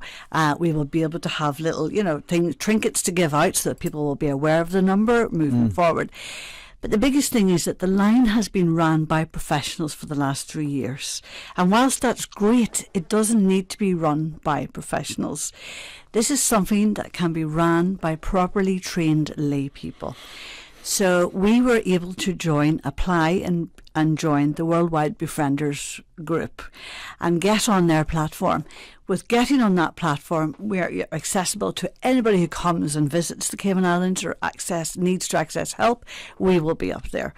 But furthermore, with that, we will be able to use the training that the Samaritans all over the world use to train our volunteers. So we will be going ahead with training of lay people, and appropriately, Right. But with that in mind, and as people call the helpline, will it be answered by someone physically here, or like the 800 tips and other places, even the private sector? Where will the call be answered? Where is that person? That's actually a really good question. Well, thank you for giving to me an answer. Yeah, no, seriously, because it's something. Why could we? No, we're not. We're not going to farm it out. Yeah. It will be answered by people who live, work, and play in the Cayman Islands, so that we're aware of what the community needs are. We have an understanding. So we're going back to the logo, and this Saturday we are going to the polls to ask the public for support to come out and make a choice of 6 logos, 3 that we have had professionally designed and 3 that have been submitted by 3 students. 1 from Clifton Hunter, 1 from Lehman Scott, and 1 from the Let Me Live Foundation. So the top votes will be chosen from that, and that will be our logo moving ahead. But we also have a prize for the student that gets the most votes, so there will be a prize for that. So I'd like to thank the Let Me Live Foundation for donating $100 for first prize, $50 for second, and $25 for third. And to Miss Lorna Reid, Dennis Williams at Clifton Hunter, and Miss Kimberly at Lehman Scott High School, and the Let Me Live Foundation for submitting entries. All right. So that's Saturday? That's Saturday. We'll be at Costules from 10 o'clock in the morning until 12. 12:30 we'll be at Cayman Bay until 2:30, and then from 2 o'clock, 2:30 to 4:30 we'll be at Ale Thompson's in Savannah. All right. Just repeat first. So what do you need from us as the public? How do we help? I want you to come out. I want to show your support for K-Mind. I want you to look at the 6 entries that we have for this logo. I want you also to familiarise yourself with the service, to know that there is help available out there. And it mightn't necessarily be about going to a psychiatrist, a psychologist, or a therapist.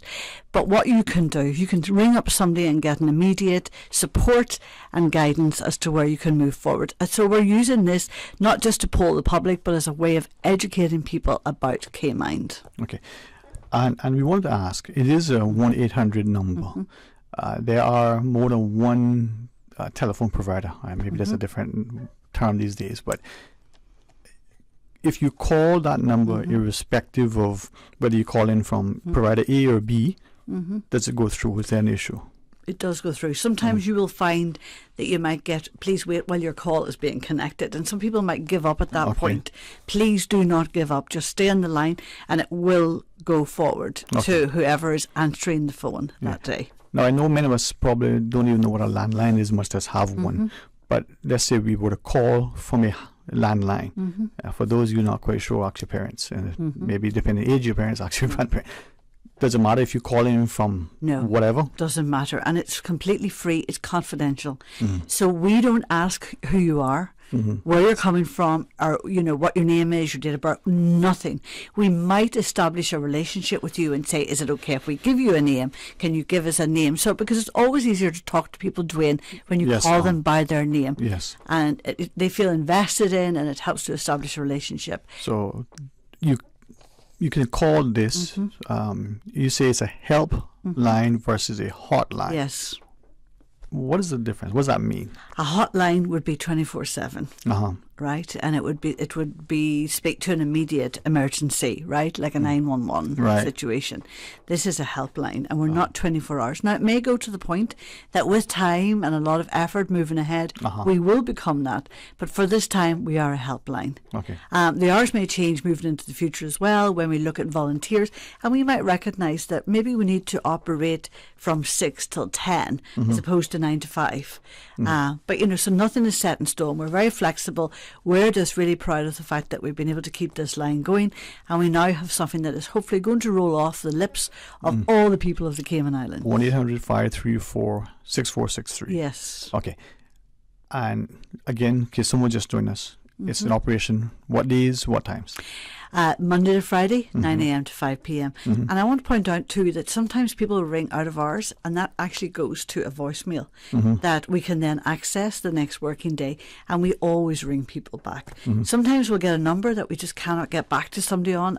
That's very unfortunate. There's nothing we can do, but we ask you to ring during those hours. This is a free call, open to any and everybody within the Cayman Islands. And they can call about anything relative to their wellness, mental health, being, and so on. We're not going to turn anything away. We do have a kids helpline that is operational, 2-3 days out of the week. We have had children ring the line, and we're certainly not going to turn them away because, everybody's important to us, and anything that we can do to advise them as to where to go in a better direction, we will do. Okay. I do recognize your time, but I'm grateful. And if you have it now, if not, at some point as we continue, invite you back, tell us about, what was the logo chosen? How was the part? Yes. Do we have any statistics on the uptake of the line? Do you get, how many calls and the like? If some stuff that you can share. What we do is we do keep a record of calls and the main complaints. Right. So what we know is that when we opened up initially, we were getting about maybe 6 to 10 calls a day. With time, that has reduced. But then we find that there's certain times of the year when that increases again. Christmas can be a stress. The New Year can be a stress. Sometimes during the summer holidays. So those things will impact it. But we definitely, since we've started, we've had a reduction in numbers. But it doesn't matter, Dwayne. One call is important to us. Yeah. So that person who is at that point in time, again, as a mental health practitioner and medical health worker, as a nurse, guide me. If there is an emergency, dial 911. But if a person is feeling, a little bit down or having a little issue, call. Yes. Someone can answer and you can talk to them, and then maybe they can direct you, hey, you need to do this. Exactly. You're not alone. Very often, Dwayne, people know what it is they need to do, right? But it's saying it out loud, it's sharing it with someone else that is the key. Okay. So no problem is too big and nothing is too small. Yeah. Please call. And I just rounded off by saying that, a while ago I had a call from a teenager, right? And then they hung up. But, the number was there, and I said, no, I'll ring this back because that was a young person. Anyway, when I rang it back, she said to me, oh, I'm really sorry, miss. We were just having a laugh and we just wanted to check out the number. And I said to her, well, you know what? I am so proud of you because, number one, that you're aware that this line is available and you actually went to, you have the number, you had it at your fingertips. What I want you to do now is I want you to share it with all your friends and family and educate them about the line. Yeah. So thank you very much. You've actually done yourself and done us a huge favour. Yeah. And sometimes too, you being who you are and your training, sometimes the person may have a bit of reticence. So thank you for persistence. So Saturday, we as a public can not only get more informed, but help to weigh in on your new branding. Yes, come out, be a part of it, and then down the road, you may well decide that you'd like to be a volunteer with K-Mind and go through the training. All So that's going to be very exciting, because I would say the other thing, Dwayne, is that, you know, as professionals, we're coming at this line from a clinical perspective, right? But none of us on the line introduce ourselves as Nurse Dimpna or Doctor this or whatever. We don't want to be that. We don't want it to be a clinical line, and that's not how we operate. But the training will serve us well as well. I'm going to find it very interesting, because it's very quick as a professional when you know what someone can do and how to get them there faster. Yes. You want to, but it's about enabling people to make choices and to make the choices that are right for them. Well, it's good that we have some resource. As you said, it's now only during those sort of working hours in a weekday, but with the need or with the assistance, it could become, much more expanded. But just having someone having this available might mean a difference. If it's only one call a year, one life is important, right? Yeah. Thank you very much. Thank you very much, Dwayne. Always a pleasure. So, closing thoughts, a reminder, Saturday, where and when again? Cost you less at 10 o'clock, moving up to Cayman Bay at 12:15, and then moving to A.L. Thompson's in Savannah at 2:30 to round up the day. So please come out and see us. We won't have anything free to give away at this point, because we have to get a logo. So with your help, we can get that logo. All right. Well, looking forward to you coming back on. Tell us more about it, especially when you introduce the training. Yes. How we can access it. Who knows? I mean, that Befrienders Clinic may expand, that our calls could roll over 24/7 to some other trained professional somewhere else. Who knows? But I'm glad it's here, and our people can volunteer, and lay people can be upskill. Yeah. Thank you so much. Yeah, you're very welcome, Dwayne. All right, let's pause and take a break. I invite our another guest for another segment as we focus on the arts. All right, stay tuned for Talk Today. Busy, busy, busy. Feel like there's not just enough hours in the day. Savannah Pharmacy, service to make your life easier. Now you can WhatsApp your prescription order to 929-5045. And pickup is just around the corner with everything your family needs and convenient opening hours including Sundays and holidays. WhatsApp your prescription order to 929-5045. Savannah Pharmacy, wholesome values with modern convenience. For medical lab services in Cayman, go straight to MedLab. Blood test, x-ray and mammogram, all of that is MedLab. Affordable fees and friendly service, a full professional team. MedLab is always comfortable, MedLab is always clean. For medical lab services in Cayman, MedLab. It's Tuesday, and you know what that means. It's 2-for-1 Taco Tuesdays, and it's happening all day long at Tucker Restaurant and Bar in East End and West Bay. Who doesn't love tacos, especially when they are 2-for-1, featuring specialty tacos like peanut chicken, blackened fish, pulled pork, vegetarian, and coconut shrimp. Enjoy 2-for-1 tacos and 2-for-1 margaritas every Tuesday at Tucker Restaurant and Bar all day long, East End and West Bay. Freedom, Cayman Brack. Freedom, Little Cayman. Soft breezes, blue waters, no traffic. Unwind and rejuvenate your mind, body, and soul. Sister Island Staycations, a taste of freedom. Discover all that our sister islands have to offer. But I do have some questions. Cayman Islands' foremost listeners' participation program. Because there are more questions than answers. What the public is saying. Waiting to take your calls right now. Sterling Dwayne Ebanks.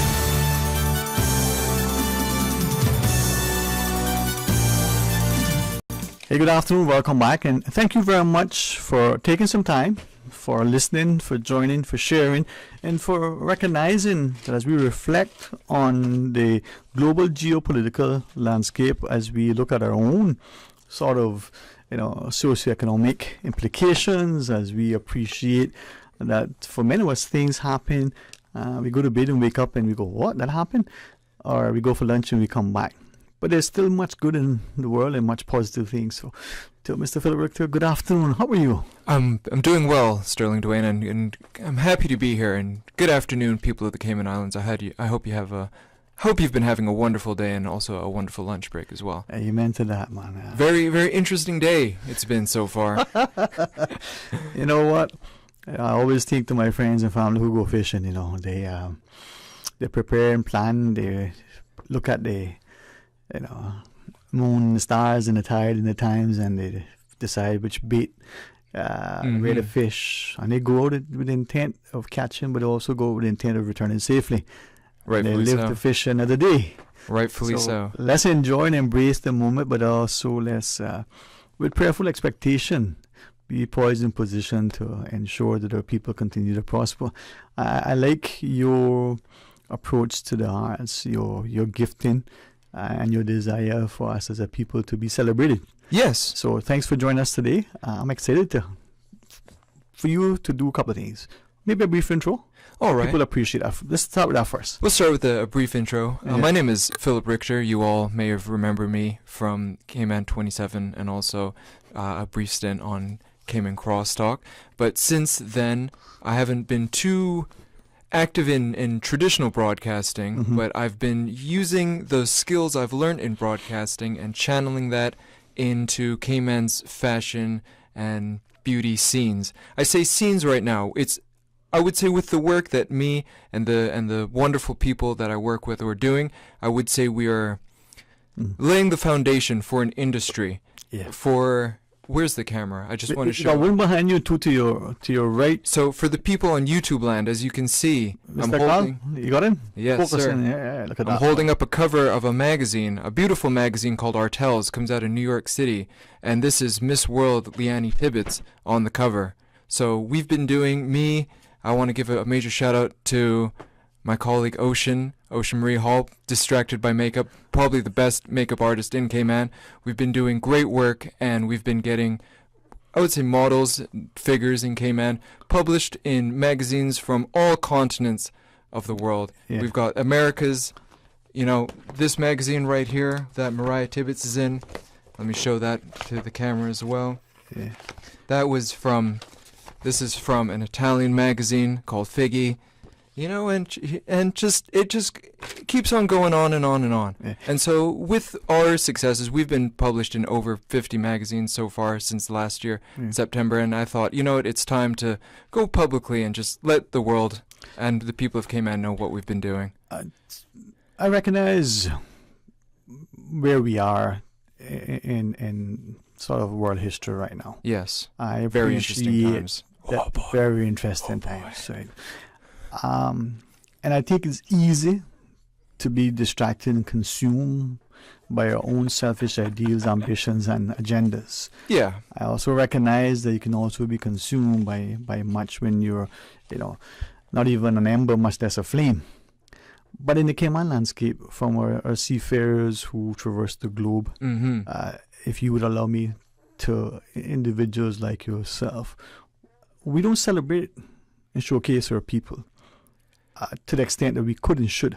I agree with you with that completely. Yeah. And I would say, not to sound too much like a politician, but definitely but definitely with the work that I'm doing, I am pushing that. I am letting our people be known to audiences all over the world.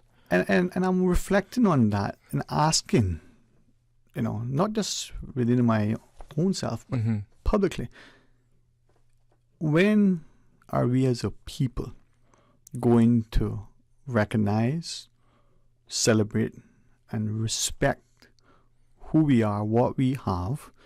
You so humbly said, on the cover of this New York magazine and in this Italian magazine. A lot more covers coming soon as well. Yeah, and because I live here, I feel honored to be able to not just say acquaintances, but friends, individuals who've been here for a long time, who are originally from other places. And they say sometimes, we as a people, particularly Caymanians, don't value or respect nor recognize the worth of what we have in this country, the resource, the people, everything. We take a lot for granted. Right. And we say two things that are probably as egregious without even understanding it. People will come and there'll be big fish in a small pond. We celebrate them, and they see the success, they see the relative ease with which they can navigate certain waters relative to other jurisdictions. Right. But we also see something that unfortunately has been said, but perhaps maybe forgotten. This idea of broken windows. An issue but we don't address it. We let it compound, and then all of a sudden, what was a small thing, a festering sore become a cancerous cell. Mm-hmm. But here, through you, if Miss Diana doesn't mind, most beautiful presentation on an international stage. Yes. To that, and I understand what you're saying completely, but I will say this. It is up for us to take personal responsibility and be the change that we want to see. And through that change, hopefully, we will inspire others to make the changes they want to see as well. But like, was it the Trade Winds, the song, Where Are Your Heroes, West Indies? Mm-hmm. If the Caymanians in Cayman don't celebrate who they are, right. if we don't recognize their accomplishments, if we allow what we do to be downplayed, disrespected, devalued, and denigrated, then we're to blame. I thank you for allowing us to showcase, not just you and Ocean, but look at not just the photogenic, and I don't want to use beauty because people see beauty and they have a particular connotation. Mm-hmm. Her radiance from within right. is so evident from what we see on the cover, and yet we don't look at our people with that level of respect and accomplishment, and we I want to say something, but maybe I should be like you and not be political. I will say this. There, to your point about having an agenda. So there is an ulterior, not so much an ulterior motive, but there is an event coming up called the Cayman in Style Fashion Week, and that is highlighting a lot of the people. So, for example, if you look at my Instagram following, it's quite low, right? And I just kept my head down, did my work, got my publishing credits, kept it going, right? I didn't know how many people took notice and nominated me. I thought one person nominated me, and when I thanked them for nominating me, they informed me like, no, it wasn't me. It was a whole bunch of other people. And so, I would say to your line of thought about we're not celebrating our own, I would say that the tide is changing. It has not changed, but we are definitely. The ship is definitely headed in a new direction. And the fact with the Cayman In Style Fashion Week and all the people that have been nominated, I would say that's a definite sign of that change. Well, when we come back, let's look at that, because that's a positive change. Yes. It's perhaps for us should be a reminder that we have been, we can again be, and we should not only celebrate on the local stage, but we can hold our own on the international stage. And maybe this time that we don't see ourselves, as the scripture talks about, the giants in our own eyes, right? Let's pause. When we come back, more talk today. From district to district, moving through the waters to Cayman Brac and Little Cayman. Your station, your voice. All things Cayman. One radio, many people. This is home. Radio Cayman in the Cayman Islands. Today's biggest news. Radio Cayman. Your voice, your choice. Local, regional, international. This is Headlines from Radio Cayman's newsroom.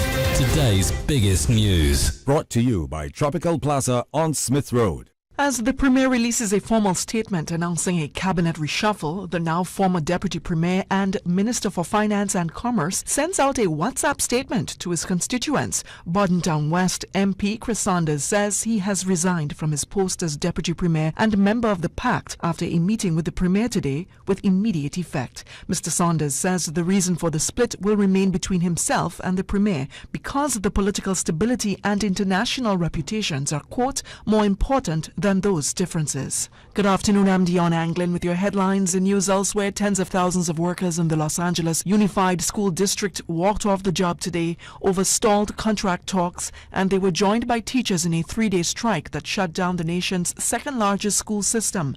Demonstrations began at a bus yard by members of Local 99 of the Service Employees International Union, which represents about 30,000 teachers' aides, special education assistants, bus drivers, custodians, cafeteria workers and other support staff. The workers joined picket lines in a steady rain before dawn, demanding better wages and increased staffing.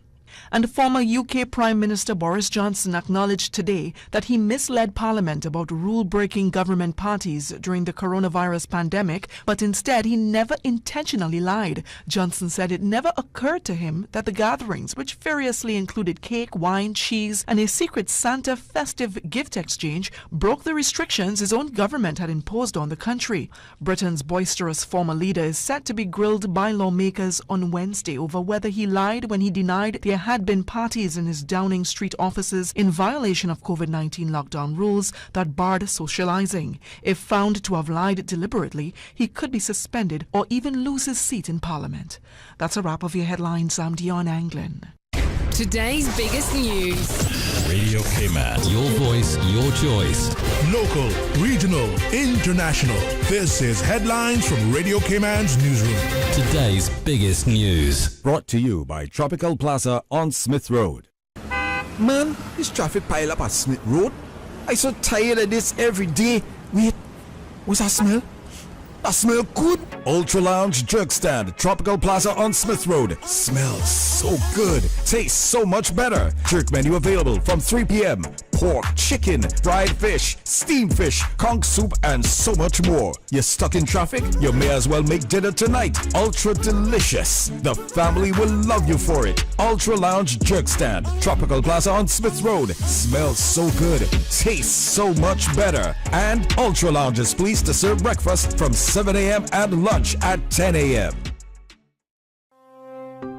Between the traffic, the meetings, kids' activities, there just isn't enough time. Best Health Pharmacy was a game changer. Not only are they centrally located on Eastern Avenue, but they deliver prescriptions for free anywhere in Georgetown and West Bay. I could not believe it. When my prescription ran out, they ran it back to me.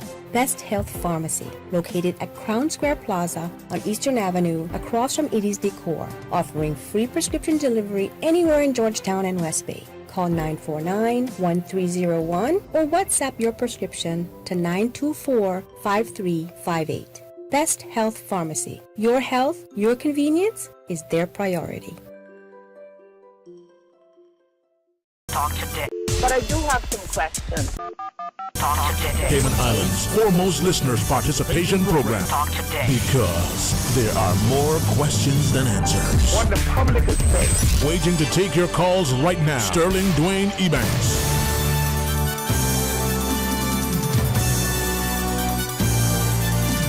Hey, good afternoon. Welcome back. And thanks very much for joining us. And thanks to, if you would love me to say, Mr. Philip Richter. Honored. You make us very proud. Thank you. And I'm glad that in the midst of, sometimes all of the clamor and the clatter, all of the clamoring and the like, we get lost with the voices, and we don't see the beauty that is in us, the potential. Yeah. But we also don't see the successful outcomes. We don't see their achievements, right? And as you present us with an opportunity of not just your photography, but Ocean's just incredible. Amazing. I don't know. How would I describe She's an artist. Artistry? I mean, I would call her that. Yeah. Do you remember Bob Ross? Yeah. Yeah. I always send her like little memes of Bob Ross.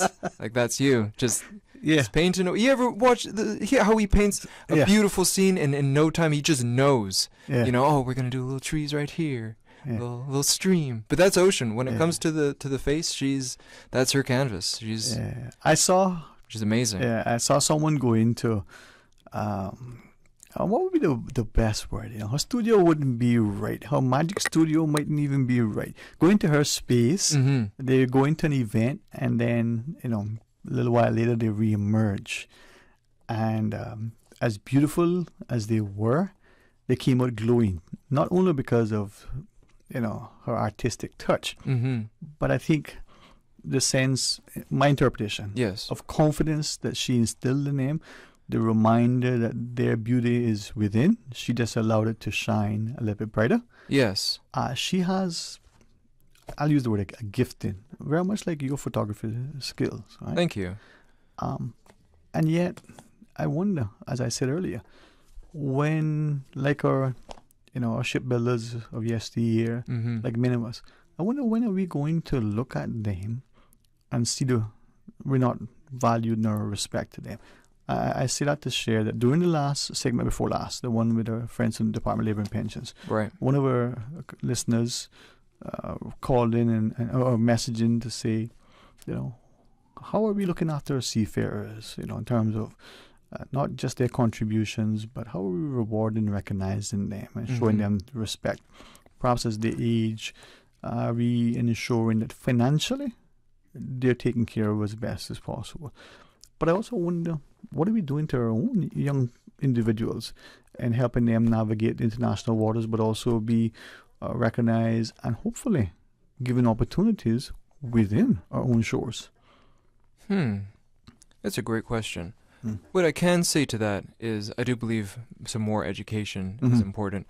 Maybe if seafarers came on, or just if there was more documentation, if there were documentaries made about, Cayman yesteryear, things like that, so that we can always look back and so that younger generations can grow up learning our history in school, learning what the mission house was, and what it meant for our culture. But Philip, I think we also need not only to be reminded, but sometimes to be, shown then and there that, hey, this is one of you, right?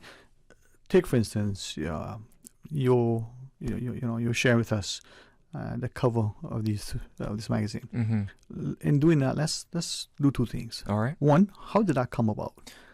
How did that come about? So in September last year, I saw an advert on Instagram for a magazine that was calling for submissions, and I submitted, and I was very pleased that off my first submission, I was the first, segment in the whole magazine, and I was the back cover. And then once I saw that, I knew where I stood in photography compared to others, right? In the eyes of an international publication. And from that moment, it was just like off to the races.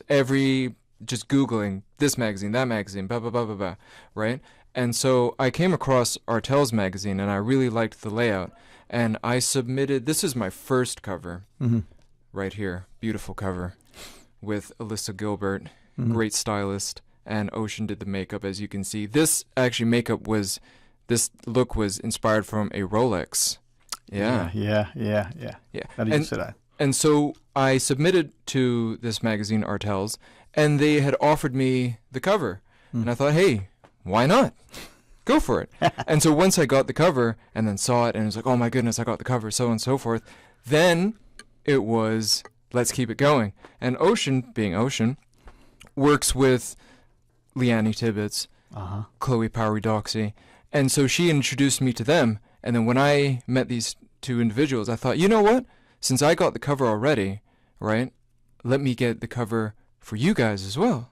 And I did, and they got featured. They got interviews done as well. And but this was like last year, right? So since learning all this information, I'm starting to, I wouldn't say like I've developed, but I'm developing relationships with publishers from all over, and I submit to them often just to keep my name on their mind, and through that it's opening up more doors slowly but surely. So this is where, in speaking to a number of our society, and maybe despite what may be transpiring globally and locally, that we don't be distracted. I'll say this in asking, if we give our people the opportunity, if we allow the introductions, people use the word exposure, I'm not going to use that. Don't like that word necessarily, right? It does have a negative. It does indeed. The introductions. Yeah. So that they're able to traverse a certain path. That may open doors. That may instill confidence in that particular individual, that Caymanian. But it also should cause us as the wider populace to say, hey, I didn't know about that. That's been achieved. Let me go. And I wonder to what extent, as a good friend shared with me very early this morning, that perhaps that is transpiring, but in a way that isn't working in the favor of Caymanians and Cayman. So by saying that, and I look at your success, I look at Oceans, just the two specifically, that may tell future artists as into, I don't know, makeup is the right word. I have to come up with something better. She's incredible. She does more than makeup. She's a whole. She's a force. She has a great eye for wardrobe. Yes. Just everything.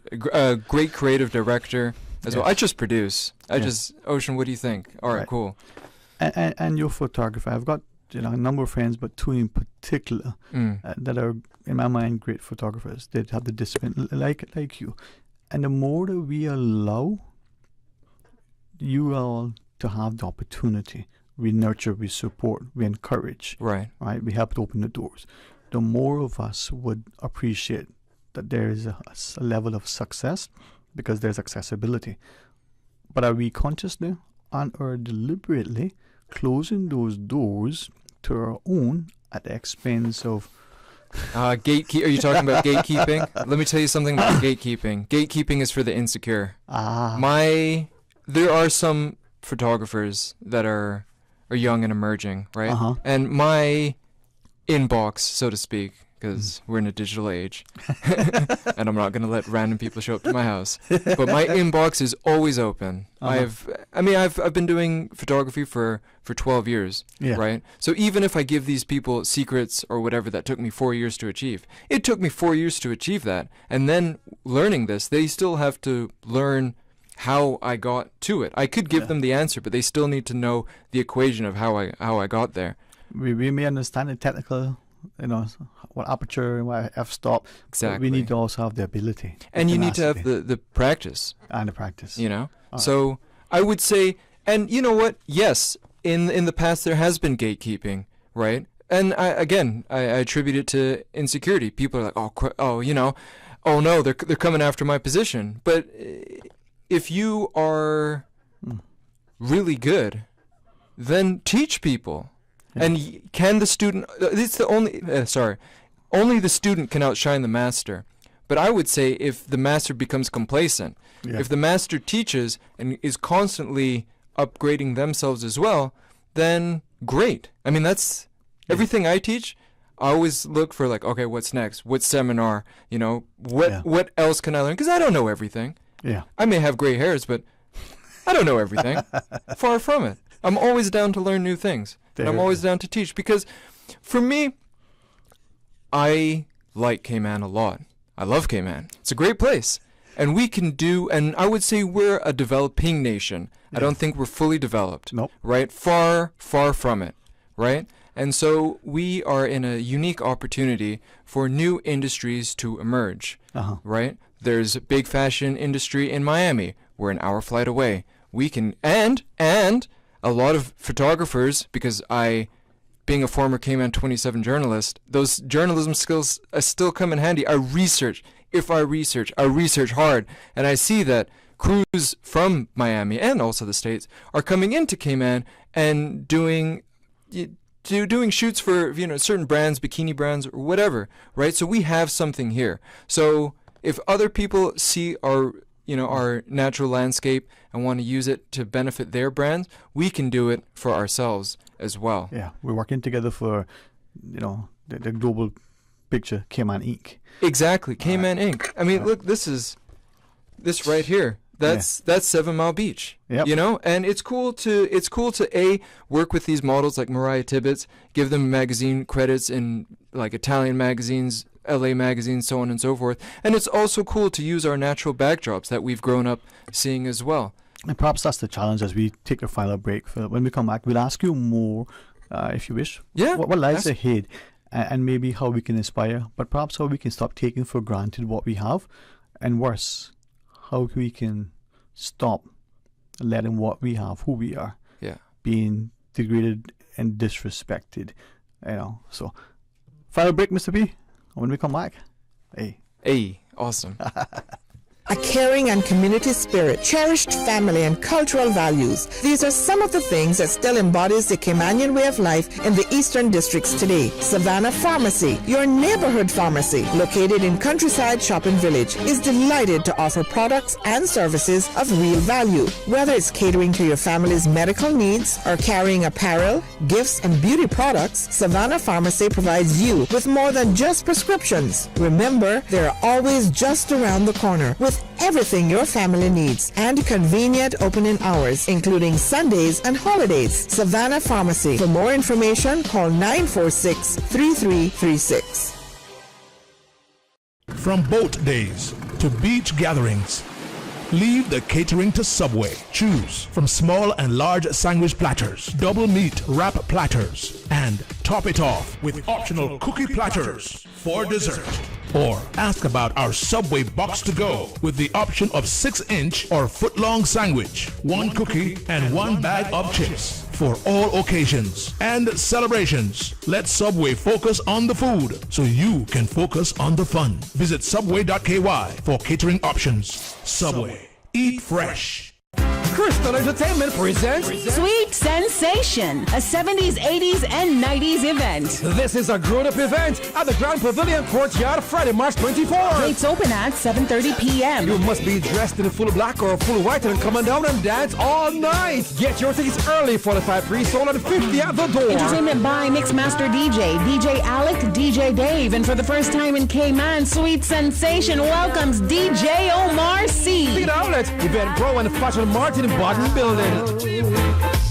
The best foundation you can wear is glowing, healthy skin. The offices of dermatologist Dr. Wayne Porter specialize in enhancing your skin's well-being. Whether you're seeking advanced skincare, including any skin cancers, Botox, filler, cosmetic skin enhancements, or simply looking to reduce wrinkles, Dr. Porter offers a full-service dermatology and dermatological surgery practice. For more information, email drporterkman@gmail.com or call 946-9020. That is 946-9020.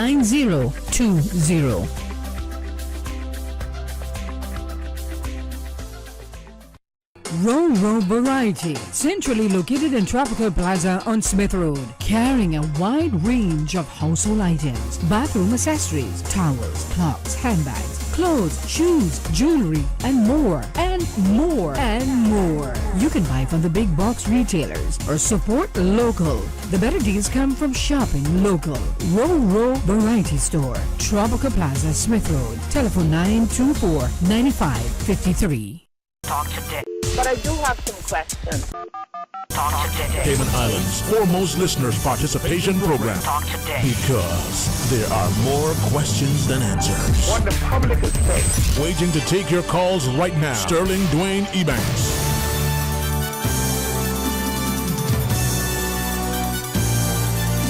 Hey, good afternoon, welcome back, and thanks for joining us. And this isn't maybe in some media circles, be seen as a, human interest piece or whatever the terminology. For me, this is, as we speak to Philip Richter, this is a genuine attempt to celebrate, to show you personally, but hopefully through you to inspire and encourage more of our people to realize that there's greatness within us. If I use words that are incorrect or exaggerated, let me know. Go for it. We don't, honestly, I don't think we see the potential in our own people. And you bring here a magazine cover, but yet you so humbly and such humility, you play it down. Somebody else from somewhere else, that would be not even a fingernail clipping, and they would make it sound like it was a gold mine with endless supply, But you, like many of the Caymanians, just such humility. I think that's just part of who we are. I don't think we're like a braggadocious bunch. That was the word I came to. Yeah, nope. Last time I was braggadocious, I told some people on radio that I would beat them at this event, and I came last. So I was put in my place quite quickly. That's humility. But if she doesn't mind, Miss Liani is not just a wonderful person that inspires through her career. Mm-hmm. She's a great. Let me hold this up for the YouTube land. She's a great role model. Mm-hmm. in this environment in which we live, we gotta be so mindful. I haven't learned that yet. But she's a beautiful person. Yeah. Inside, I believe, more than outside, and she's incredibly beautiful outside. But you and Ocean have brought to life that could be a picture of maybe one of the most beautiful people in the world, Halle Berry, and Yeah. it wouldn't stand up. I mean, she looks just amazing. Yeah, this was a really good shoot. So did you want to know the backstory? I want to know. Yes. So Leanne was getting her makeup done at Ocean's. And Ocean had messaged me like, hey, do you want to come and just get a couple shots for Leanne? And I said, yeah, no problem, right, for Christmas.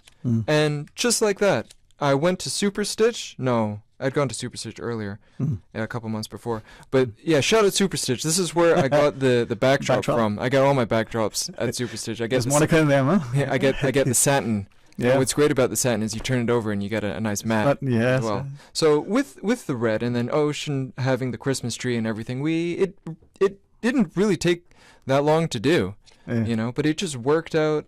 She's a star. Leanne's a star.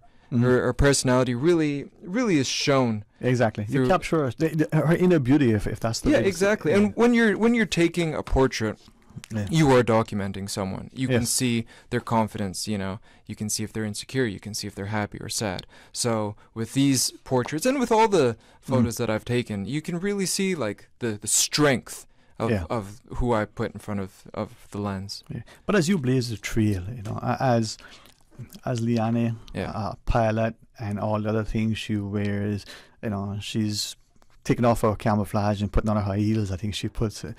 She inspires not just our young ladies, but our young gents as well. You, in this artistic space, reminding us that we as parents should encourage and nurture our children to look beyond the traditional careers.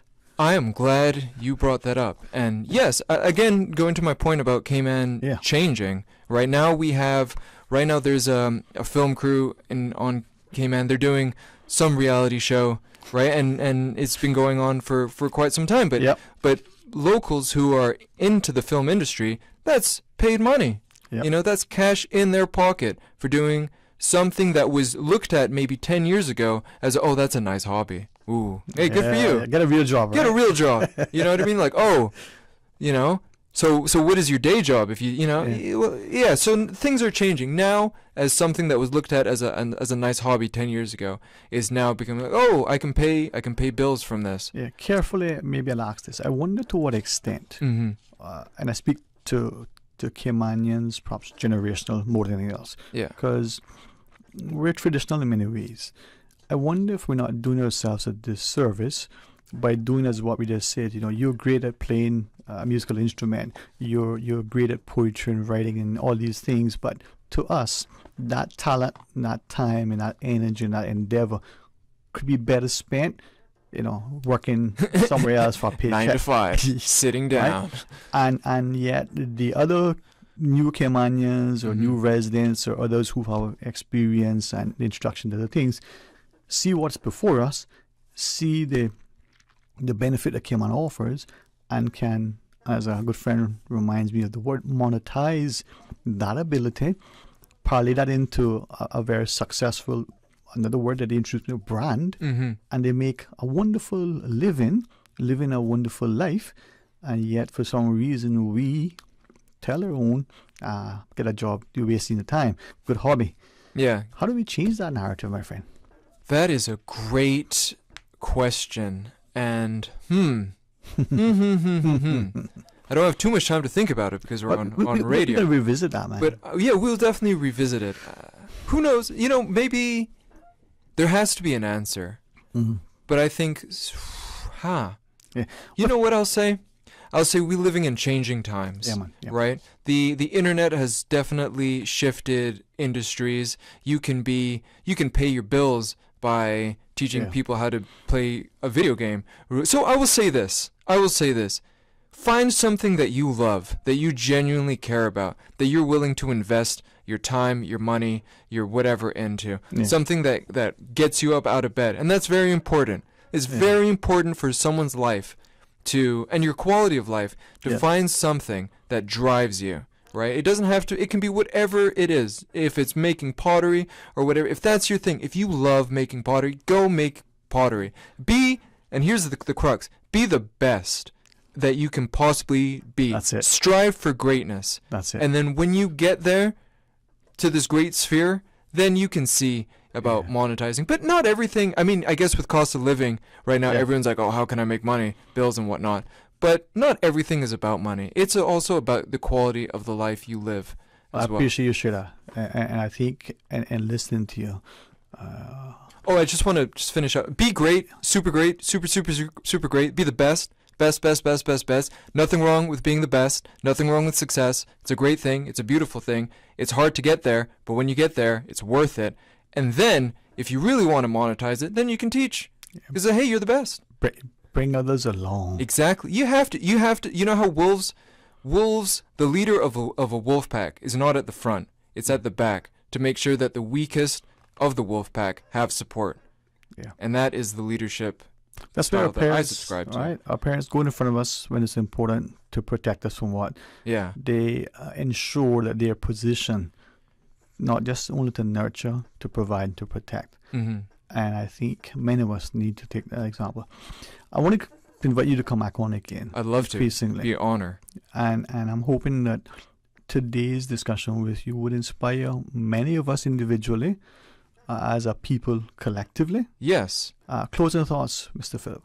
Closing thoughts. So for the Cayman InStyle Fashion Week, I humbly ask you all to give me and my fellow associates a vote. If you don't mind. Yes. So for Best Fashion Designer, please give Kenzie Brown Ebanks a vote. For Best Model, I chose Georgina Kerford. She's great. Outstanding. Very photogenic, yes, very photogenic. Yes. And I will even say this. If you are learning photography and want to get into shooting with people, I would say reach out to her. She's great. She's fantastic. Yeah. She's the confidence. She knows how she looks, and it will make your job a lot easier. It can be nerve-wracking at first, not knowing how to pose people, this, that, and the other. But working with her, you will get the gist of it. For Best Social Media Influencer, Mariah Tibbetts. Mariah Tibbetts featured right here in this beautiful Italian fashion magazine out of Milan. Right, this is actually one of my favorite portraits that I've taken last year as well, and maybe of all time. I prefer it more in black and white, which can be featured. Actually, can be seen in an issue of Pump magazine. Which next time, maybe if I get the physical copy, I'll show it to you. Yes, please. And the audience. For Best Hairstyle. That's a gamble. I don't work with anyone who does hair. But if you do hair, you can always reach out to me. My Instagram is Phil from Blazing. For Best Host, I picked Donna Bush because she's great. She's a legend. She's a legend. She doesn't mind me saying that. She's as long as I've been alive, Donna Bush. I want to say I grew up listening to her, but she would call me and say, boy. For makeup artist, obviously, Ocean Marie Hall. No questions. No questions. And for Best Photographer and Videographer, it's me, Philip T. Richter. All right. And so I humbly ask for your support. We're doing great things. We're doing beautiful things. We're growing this industry. How do we make those votes? Quickly, what do we do? How do we cast those votes? How do you cast those votes? Yeah. The Cayman Islands, the Cayman InStyle Fashion Week, they have a voting section on their site. So just go on there. You need a Gmail account. Boom. Everyone has a Gmail account. Very easy email service to use. And you just write your email, your name, and vote away. All right. Hey, thanks very much, man. Hey, thanks for having me. And thank you, people of the Cayman Islands, for listening to me. And I want to give a special shout out. I don't know who you are, but you know who I am. But I'm very honored to be nominated for this award. It means a lot to me because, frankly, I didn't know who was watching. I just did it for me.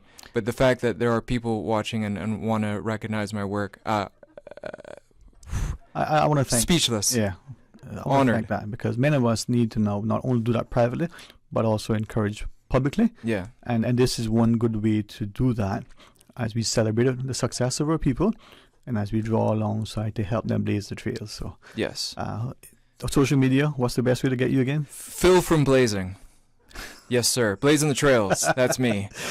Listen, you make us proud. Thank you very much. Hey, be the change you want to be, right? If you see something wrong, listen, no one, I'm going to break some unfortunate truths. No one's coming to save you. You got to do it yourself. It is what it is. Yeah, we work together. Many hands indeed can make light work. Exactly. But it takes two hands to clap. It takes two hands to clap. Only one to beat your chest. All right. I want to thank you. I want you to consider join us again. We'll reach out. I'll be back. I'd be honored. All right. I love talking to the people of the Cayman Islands. Thank you. Thank you all. And please stay informed, engaged, and involved. Tomorrow, join Mr. Art. That's the only way to really start your day off properly. Come back for talk today. We got a number of things in store with you, including the CMO and the epidemiologist joining us.